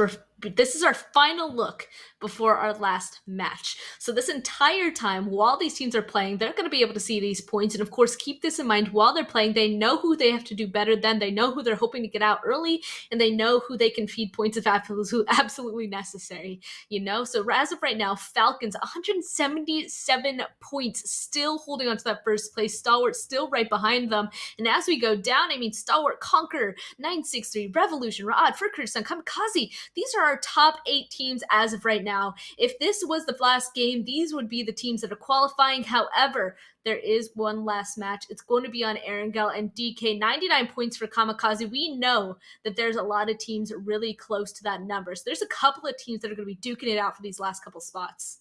Yeah, definitely. I mean, even for Kurdistan, also going to be having to play a beautiful game, only 4 points ahead of KAMIKAZE. But let's have a quick look at that second page to see what the situation is coming up the rear. As we know, the pressure is high. I mean, the Ultimates only 2 points behind that 8th place. So, I mean, one good game could definitely be on the books for them. But in fact, I mean, that is still a very real situation as we look on down the rest of the leaderboard. I mean, 1 million Esports also still in the running. Vibe 6, Clear Vision, Triple D Iraq, as well as Headquarter. They can still very much make it up onto that first page. It's definitely going to be a little bit harder though, because even 1 million esports to the ultimates is about 10 points there. I mean, it's totally doable in a singular game, right? But they have to do 10 points and more if they're hoping to overtake the ultimates and those teams in 8th, 7th place. So honestly, below the ultimates, it is still doable. It is going to be more difficult. The ultimates and those couple teams right above them, they still have a much higher chance of continuing to get a lot of points in order to jump higher. So really, 1 million esports, Vibes, Clear Vision, Triple D Iraq, Headquarter, they are going to literally have to be on their A game. They have to play this perfectly. We need to see all of these teams alive in the end game this time. Well, the stakes couldn't be any higher than they are right now. Only 8 teams make it through. Only 8. And I mean, it has been a neck-in-neck fight, especially today. We've seen teams come out of nowhere, stepping up with some beautiful performances. We had Vibe 6 in that first match. We had 963 Egypt, just showing us once again that they too are a formidable force to be reckoned with. And of course, we had the players there from KAMIKAZE finishing off with an 18 elimination game on our previous Erangel visit. And of course, Revolution coming in with a beautiful play in just this last Erangel match. So I've got to say, I'm quite excited to see what this final Erangel will have in store for us. I mean, fingers crossed, maybe we get yet another Northern play coming in here. But I mean, who knows? It would be a beautiful way to end it off. But I think at the end of the day, I'll be satisfied with whichever way this flight path end zone goes. And it looks like we're starting right underneath Military Island. We're going to be sending it up towards Zarki. So all the way down to the southeast, all the way up to the northwest. Definitely more over to the western side. So that entire northeast is going to be completely open. A little bit more difficult for these teams to kind of get to, but not that bad whatsoever. This is a pretty good plane path for our last match. And the thing is, we've seen multiple times already today, at least 2, maybe even 3 times, where a team just absolutely just rocked out, gained a ton of points, and they were able to jump into the top 8. I feel like the chances of that happening is still pretty high. And of course, we know that there's basically not that many places left. I feel like 7th and 8th place right now is not safe whatsoever. Maybe 6th place, but still those 2 spots is what we're basically going to be looking at to see who's going to grab the last spots. So we got to keep an eye on those teams specifically and how they perform. And I'm honestly hoping we got to get a little bit of the spice, you know? I need to see people right next to each other on the leaderboards fight in this last match. Yeah, I mean, I definitely hope that that is exactly what we'll be getting. So far, everything seems to be normal. Everything seems to be fine, right? We're waiting in anticipation. I'm on the edge of my chair here, trying to see where this next, or rather the first phase, the final first phase for the qualifiers will be taking us. It heads all the way over on towards the southeastern side. So definitely Again. the north is out of the mix. But I mean, a lot of these teams should be really satisfied with where this zone has popped. I mean, they've been playing these southern phases for a big majority of the qualifier. Yeah, once again, we're going to see it over here. There's already the majority of teams in this area. All these teams that are outside of it, around GEEKAY, all the way up by Georgopol, Zarki, they're going to have the hardest time kind of getting into this next zone. Honestly, though, GK all the way up there around that Zarki, North Georgopol area, they could just stay up on the northern side, make a big rotation across to the east and get in on the north by Yaznaya, and they should be fine. It's all these teams, honestly, by GEEKAY that I'm worried about the most. And of course, our teams down on Military Island. I feel like Revolution, 1 Million Esports have had the hardest time making across their drop spot to the mainland like every single match. So yet again, I feel like we're going to see that difficulty come into play on that eastern bridge. Yeah, I mean, it's going to be interesting to see. Hopefully, this next phase could be making it a little bit easier for them. Maybe staying further on towards that southeastern side. We'll just have to wait and see whether or not that that crossover on towards the mainland is going to be something that could be on the books for them. But for the time being, as we look on towards North George, we have the players here from GEEKAY and Clear Vision going through the looting phase. I mean, Makodi is a little bit too close for comfort there. Oliver also, as we can see just off in the distance, not the most comfortable position to be in, especially if you're trying to make a run to try and get even stronger positions, even more points, potentially to get up onto that leaderboard. But, you know, maybe this could still be pushed either which way, rather. I'm interested in what's happening up here in North Georgopol, actually. Did you see that? Both GK and Clear Vision were up there. I don't think Clear Vision drops there at all. That's GK's spot. So I kind of feel like maybe Clear Vision is trying to hold GK in that spot for right now. Last game, again, not surprised. Didn't really identify any shenanigans happen last game. This time, if there were any, it would be happening now. I feel like maybe Clear Vision kind of dropping on or near GK to potentially hold them out and gain some points that way early on. So we have to wait and see if right when they get guns, if they're going to be pushing more towards them on their western side, or if they are just going to get in the vehicle and leave. So kind of waiting, kind of time to wait. Yeah. Yeah. I mean, I don't know. We'll have to wait. That's all we can do for now. I mean, it is looting phase. As you said before, this is one of the most important phases, right?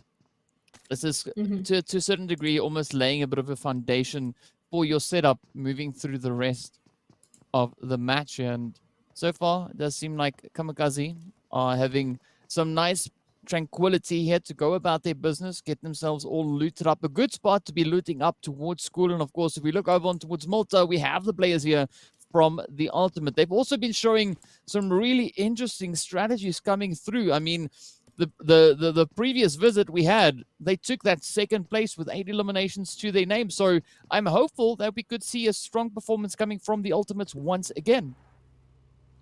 Oop. And it looks like they're grabbing their vehicles. They're going to start making a move. You're right. I have a feeling that, I don't know. I'm still waiting for, honestly, like 1 Million Esports and Revolution to start leaving from down here. I want to see what they're going to do, if they're able to cross that bridge nicely, or if the Ultimates and Military are going to try holding them out, or even another team kind of go along that bridge. I don't know. I guess it depends on the teams that definitely need the points or not. Like, if they really needed to get kill points, they would potentially be holding this bridge right now. But I don't think that they're 100% committing to that. Vibes, a little bit worried for Vibes as well. They're in that position where they need to be holding onto points as much as possible, and they currently have a stinky spot when it comes to where they dropped compared to the zone. And, I mean, luckily it looks like they're already moving. This is a pretty good time to be leaving at, 5.5 minutes left. Yeah, especially seeing that the blue zone is starting to make its way on in. you don't want to ride it out all the way just yet, but hopefully we could see that rotation that you suggested before, that rotation going all the way around the northern side, wrapping around on towards potentially Yasnaya. I mean, that could be a really surprise attack on the players from Falcons, who we saw, of course, dropping up in towards that region. Meanwhile, headquarter all the way down over on towards the southern side. Now, this is over on towards that southwestern side. They also have quite a bit of distance to cover to make it up in towards zone. But Malta, we see a little bit of a setup now starting to come on through here. The ultimate just inching their way a little bit further forward, looking to see if they can spot any potential movement up ahead. Of course, we saw the players there from 963 Egypt. Now looking for good position to pull up into. And again, indeed. I just see that car, right above them, Kamikaze. If they're looking at this compound to see if it's clear, I mean, I don't know if they really could see Nosa drive up here. But luckily it looks like they're leaving. So, I mean, I assume Kamikaze must have heard it, and that's why they stopped driving. Yeah, they see that person driving away now. They could go ahead and do some damage in that direction, and then potentially take that compound if they still really want it. But Kamikaze, they are like the kings, honestly, of taking this road spot up here. They always go here, it seems, for their first rotation, for their first grab. But I mean, I kind of complimented them last time they did this, because I really feel like this road is a pretty good spot when it comes to rotating safely and being able to gain information, because it's just a huge expanse all the way down across horizontally this big map that they're able to gain information, especially in zones like this. Yeah, I mean, we'll have to wait and see what they make with that kind of position. I mean, Kamikaze just frantically scouting about, trying to see if they can spot any movement coming in around them. I mean, I'm curious to see whether or not they're actually going to be looking to take that position towards the roadside. Like, here we have now Revolution rotating up from that southern island. Not quite sure where 1 million is, but of course Revolution now moving up ahead. No surprise, is going to be the players there from Stalwart, just putting up a bit of a gatekeep position on them. I mean, this is also pretty normal for Stalwart to just kind of stick to this position for the time being. I also love, I mean, they're going to be able to hold out Revolution. Revolution, as of right now, they successfully crossed the bridge. That is a good step one. I feel like that usually gets stuck before this part, but now it's going to be hard to kind of drive out of here. I mean, we can already see that the ultimates are still in Milta. If Revolution tries driving along this ridge here, along the beach, like, they're going to be spotted, right? If they try driving anywhere else, Stalwart's going to go ahead and spot them out. So Revolution, at this point, they're kind of at the whims of the people in front of them. It's kind of just a waiting game. And I don't think they're going to move until this next zone actually pops, because there really is no point in doing so. There's no point in moving without knowing the direction that you're aiming for. So they're going to wait for this to pop and then potentially start moving immediately. And it actually looks like it's going to hard shift over to the western side, which is quite interesting. Okay, it's kind of centering around that farm area. We saw this on day one, if I'm not mistaken, around this farm ending area. And it was absolutely insane when it came to people and the places that they were choosing. So now instantly everybody in vehicles, once again, this entire center part and all those compounds are free, and I'm sure that they're about to be occupied immediately in the next couple of seconds. Yeah, I definitely see that coming too as well. But of course now, we did see the players there from 1 million already moving up in towards Malta, with Revolution being the last team to rotate off of that Sosnovka Island. But quite a bit of congestion are coming in towards that eastern side of the zone. Meanwhile, Vibe 6 are going to be locking and loading, refueling their vehicles, getting ready to roll. They've already had quite a bit of success in our first match right here, coming in with those 10 elims and the chicken, trying to see if they can replicate that once again. But of course now Cobra up on Potato Hill, keeping a very watchful eye towards the players there from Ra'ad, who we can see positioned down below. We got Desha, Delharp, and the rest of the squad.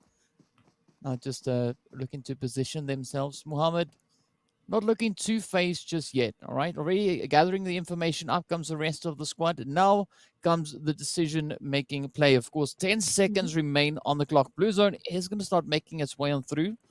Of course, restricting that play zone once again. But Ra'ad now, looking to move a little bit further on towards that eastern side. But look at this, though. Revolution, Smoker, actually creeping all the way up towards the ultimate. Not satisfied with that position all the way down towards the south. But it's going to be so tricky for the rest of the team actually to sneak up that coastline as well. Oh, I mean, it's an unfortunate spot that Revolution has. I already kind of admitted it. If they go north, they're running into Team Ultimate. If they go anywhere else, they're running into Stalwart. Like, they're basically stuck. The only thing that I feel like they could do is if they kind of backed up from the bridge that they have right now, kind of go around that gas station down there and just hard go as far west as possible. And there is a compound along the water that they could potentially go on ahead and go to. But right now, they seem to not want to move, and it's unfortunate because if they try to, like I said, like 2 teams in front of them, it's difficult. It does look like Stalwart finally left, though. Look at that. So I think Revolution might be able to just go on ahead and backfill them. This is a perfect opportunity for them to actually get a little bit closer. But Smoker, I guess he's hoping to get Hope first. Ooh, wow. Yeah, that came really, really close. Of course, now Smoker just quickly ducking back into the smoke coverage that they were able to lay down. Hope, unfortunately, not feeling too much of a sting coming through from those utilities getting sent over, but Al-Hajj keeping a very watchful eye. Of course, Smoker now getting traded off. Ragnar and the rest of the squad, they're from the Ultimate, still keeping a very, very watchful eye. I feel kind of sorry for Revolution here. Like, they're quite limited with their options, but if they play this one right, while the Ultimate is looking away, they could potentially sneak up to where the players from Stalwart were positioned. I mean, I definitely think Revolution should be able to go ahead and get their eyes on the Smoker, but I don't know if I would continue to push this direction because what is the goal? You know what I mean? Like, even if they got into Melta, right, and they got in this fight with the Team Ultimate, there's really no other point. The only point would be to get these kill points. Otherwise, like, taking Melta at this point isn't worthwhile, especially now that the zone has shifted. It's even less worthwhile. So they should go on ahead and backfill where Stalwart was previously, but as you can see, that's still not inside zone. They're going to have to slowly start leapfrogging into areas that are safe. Even Stalwart right now might continue to try to move from the position that they currently have. So I think that that's the aim that they should be focusing on, and they should do it as fast as possible. They need to get that res going because there's so many other people over on this eastern side that are already in their vehicles and making a go. But you know what? Looking at this map now, I just realized that Conqueror, we saw them previously rotating up into the position where we see headquarters currently situated, right on the edge of the cliffside. But this time around, they actually went for a little bit of a different rotation, moving a little bit more inland. And had they gone to that position, I think that could have maybe been a bit of an interesting play there for them to make, because now they are caught in between 2 teams. We can see KAMIKAZE situated up towards that northern side. The heads now coming in from the south as well. And I'm worried that Conqueror might not be able to make it too much of a comfortable stand here as GEEKAY is slowly tapping away at them. But of course, you know, they need to be so careful because if they take too much of an engagement, it could definitely be drawing in quite a bit of attention. And of course, with that, we see for Kurdistan also now getting sent back into the lobby. Yep, they're out. Falcons got kills. Falcons, I feel like they always at least go out with a couple of kill points. At least they fought one team. It looks like they're about to fight another as 1 million Esports just drives on in. Almost ends up getting that knock. One more time, one more attempt at a spray, not quite.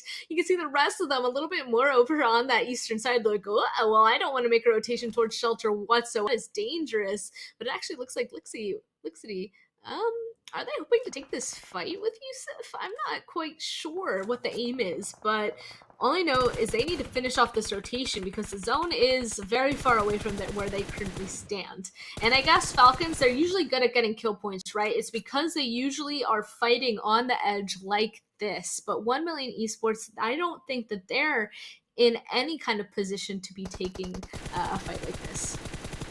Yeah, I mean, 1 million definitely will have to try and focus on their survival as they are 11 points away from potentially making it up in towards that 8th place. And of course, 11 points will put them on par with KAMIKAZE.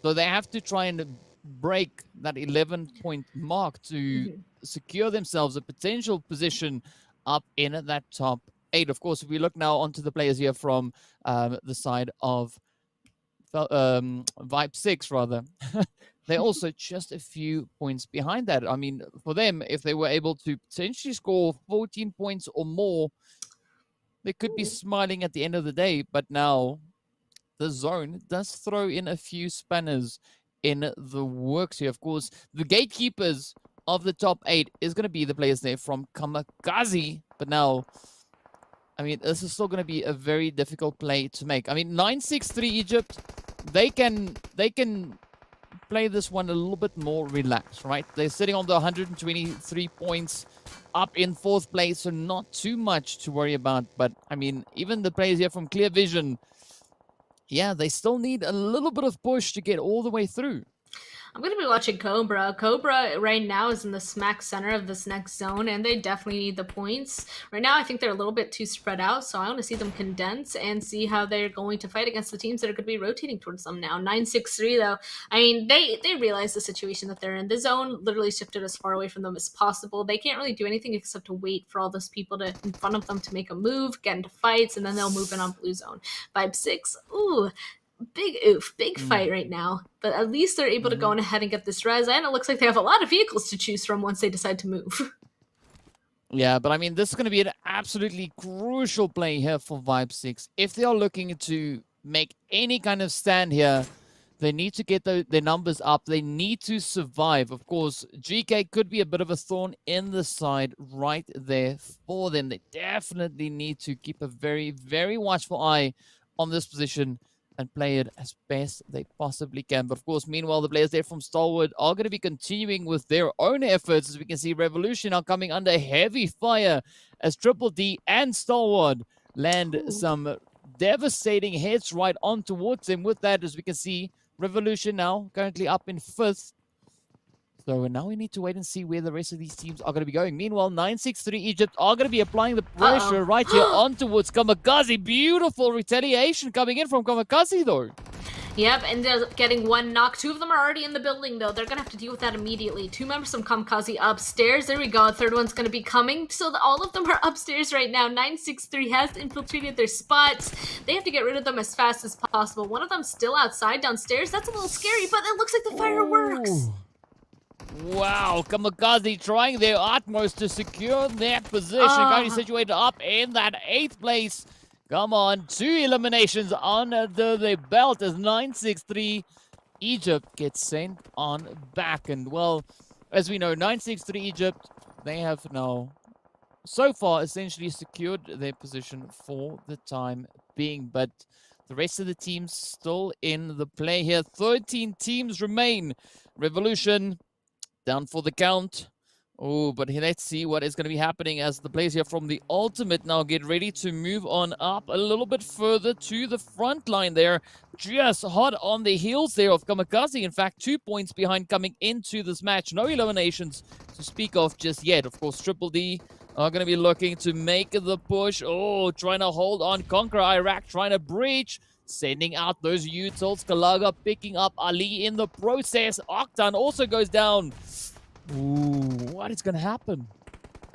Well, here we go. Triple D Iraq prepping another nade. If he's able to hit this really well, that's going to be it for KONQUEROR, but it looks like he can't quite getting into that side room where the majority of the members of KONQUEROR are inside. Instantly jumping out, though. They know that they have to get rid of the people above them, but they've already got those knocks. It's only 1 person left outside downstairs, but I don't think they've realized it just yet. They know Fox is somewhere. There we go. Some more nades. We can't quite catch him out. And I was going to say, how is he not being shot at by somebody else? But it looks like he will in fact be shot out by Garoza. He is gone, and KAMIKAZE is still just to the north of them. They're very much on the edge of zone. If we take a look at the minimap, once again, there's a couple solos down there. It's not over for KONQUEROR. No, definitely not over just yet, but of course they're going to continue to try and tap away. Vibe 6 now feeling the pressure as headquarters comes crashing rather up in towards them. Oh, will they be able to hold them at bay? Headquarters now down to only a select few. Of course, the same can be said there for Vibes, and down goes Mana. Oh, no, Vibes get sent away. Oh, so far up in 11th place. Of course, Headquarters now on a roll. Already 5 elims trying to pick up the rest of the squad. Black Cobra also positioned just up ahead, raising up Philly. So now they're back to 3, or rather 4. But now the shots continuing to fly on in. They're not out of the woods just yet. Of course, Headquarters trying to make the most of their position over on towards this western side. But the rush going to be continuing to fly on in. Falcons getting sent away, 9 points to them. But let's see, Ra'ad also now looking relatively hopeful here. The ultimates getting sent back as well. Oh, I don't know, Span. I'm not quite sure if this has been enough. For some of these teams, definitely not, unfortunately. Some of these teams needed a lot more than what they've gathered so far. I mean, if you take a look at the majority of the points, the highest being 9 for Falcons, Falcons don't need them necessarily, but all the rest, the max being 3, it's not looking too good. There still are some teams alive, though. They're just on the edge that need to go ahead and have a huge game. So it's up to them if they're hoping to go ahead and structure what the top 8 is right now. Everybody else, like I said, below that, I think it's kind of over for them, but there's still a lot of opportunity in who's still alive right now. A team kind of stuck up to the northern sides, 1 million Esports. They have to figure out how to get down inside of what is safe. But as you can see, from where everybody is right now, everything is already taken just below them in terms of a safe place to play. So I think it's going to be really difficult for them to figure anything else out. And the zone's about to pop as well. So they do not have time to make a move. I think at this point, the main fight is going to be between 1 million and KAMIKAZE, as these are the two teams essentially fighting to secure that final slot. I mean, 1 million were only a few points away, right? KAMIKAZE, they are the defenders, they are the gatekeepers of the top 8, right? Up comes Black Cobra, also not trying to push on forward. Ra'ad, oh, here we go, the shots coming in. Besha rather getting knocked right on down. Dalhop getting picked up as well. Garrix now trying to make a bit of a play here. Ra'ad down to 3. Are they going to be able to push all the way through? Ra'ad already within the top 8 coming into this match. Here we go. Desha now taking several hits on the vehicle. Rushing forward. Garrix blows it up. Desha getting sent away. Oh, but down goes Garrix. Black Cobra now down to 3. No way. This zone, they're right on the edge too. We can still see that there's a couple more people. Ra'ad instantly going for that res. They need to as soon as possible before this blue zone starts making its move even closer to them. Cobra trying to get these reses are slowly healing on up. They need to make a move before Ra'ad gets up as well. On fire though, Philly, this isn't looking too good because not only are they having to deal with Ra'ad just above them, there's a team just to their south as well that's kind of pestering them. We're starting to bring in some vehicles as well. I mean, headquarter, they need these points, they want them. Looks like unfortunately for Shelby, they go down, but there's still a lot of them that are still alive that need to take a clear. They need to clear out Cobra and grab that spot for this next zone. Oh, the fight is still real. I mean, this is just heat upon heat, pressure on pressure as the shots continue to fly back and forth. Cobra now trying to make a bit of a stand right here on the edge of the zone, looking to see if they can bring it all back together. Ra'ad also still in the making. KAMIKAZE gets sent back in 8th place. Now it is the opportunity for 1 million to step up, make the play, and potentially secure themselves a slot in the top 8. But they have to push for that winner chicken dinner. But I mean, look at the elimination count so far. CONQUEROR just on an absolute runaway performance, as they already have 12 elims to their name. 1 million up in the north. Not a bad spot to be in, but of course the next zone will be deciding their fate. Another one gets knocked up there as well with 2 kills so far. 1 million Esports needs to go ahead and step it up a little bit more. There's still a lot of people in this zone that they can try and take down to add to their point game. So let's see if they're going to be able to do it. One of them is knocked though. They're going to have to get that rest before they keep moving. This next zone is in fact about to pop. They barely have a place really to play. You can see they're all prone, just barely having a raucous cover. They can't really do much from this position, but as long as they stay alive and start making this chain fight, honestly, they need to start pushing over to the west and take that fight with Ra'ad. It's only a duo. There's 3 of them. They need to take down Ra'ad. They have to get rid of the last member of Cobra and then fight that team on the very western side, that 3-man for that position. That's the only way if they're hoping to kind of win against Stalwart and KONQUEROR here. Yeah, definitely some pretty high stakes left here. Of course, now 1 million trying to reach all the way across on towards KONQUEROR. Out comes those utils. Are they going to be fighting the point? Yes, the first one finds Groza. More continuing to fly. Kalaga now. Ooh, trying to just evade the hits. Of course, now 1 million losing one of their players. It is now up to Gaga, Jabal, and Soon to keep it all together. Black Cobra getting sent back. We're down to our final 5 teams. 1 million cannot afford to get sent back right just yet. Stalwart goes down. 4 teams remain. It is Conqueror, it is Ra'ad, it is Headquarter, and 1 million Esports. But here we go. Conqueror, come on. Oh, out comes the nade. It is all down to Rio for Conqueror. Absolutely phenomenal play so far. 13 elims to their name. Up comes the rush. Will this be the play for 1 million? Gaga is down. Jabal and Soon trying to figure out which way to go. Are they going to prioritize the rush on towards Rio? Oh, come on. Oh, No. Down goes Soon. It is There's now only down one to left. Jabal. No way! Oh! Rio just 1v3'd 1 million Esports. Conquer is still alive. No way, 1 million Esports needed that. I mean, they have 12 points in total, but is that enough is a question I'm not sure. Ra'ad goes down as well. We're finally down to our last 2 teams. It's Headquarters versus the solo of Conqueror. That was an insane fight against 1 million, but that 3v1, Rio's nuts. That's all I could say. He's insane. Yeah.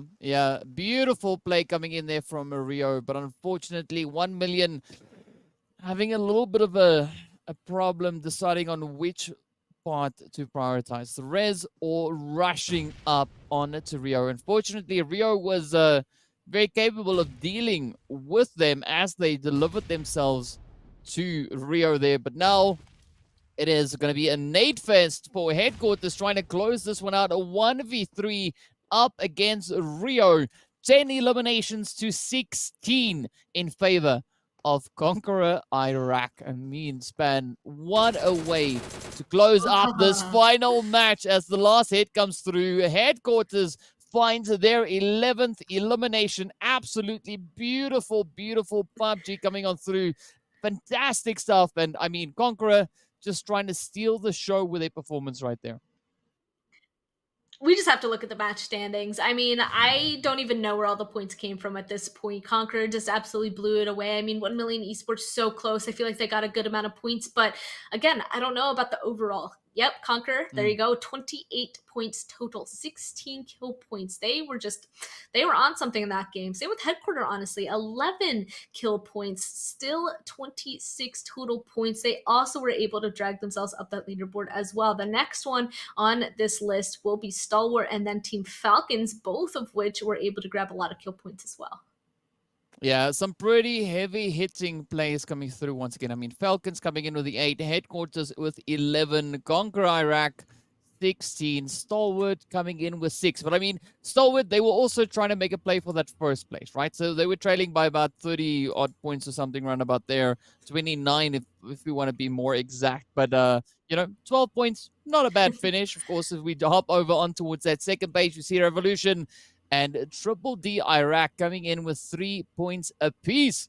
GEEKAY Esports, I don't know what I was going for, as well as 5-6 coming in with 2 points respectively. And of course, then we see Clear Vision, the Ultimates, Egypt, 963 Egypt rather, and the players then from for Kurdistan sitting on the lower end of that leaderboard. But pretty tough play, but of course now we have our champions. We're going to be jumping into that. No surprise to see Team Falcons stealing the show, taking pole position, and of course, absolutely fantastic play. I mean, they were just playing such beautiful plays all the way through. I mean, starting all the way from day one with 45 elims in 3 games. That was just absolutely insane. And that really put them in a strong position to secure themselves decent placing on the overall. And they just kept on filling up.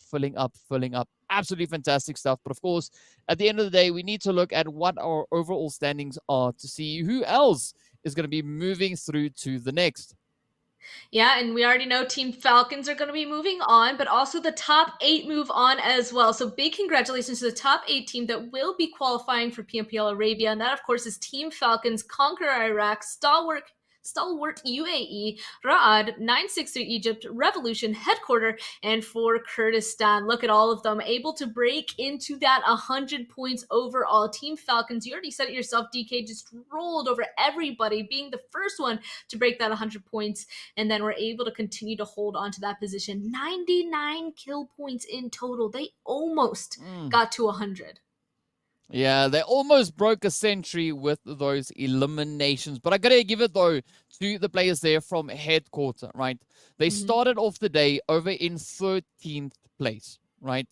When we got into that first match, I said, Headquarter is a team to watch. And, well, look at this. They pushed themselves all the way up the leaderboard into 7th place. 105 points to the name. But let's have a look at that second page to see just how close it was.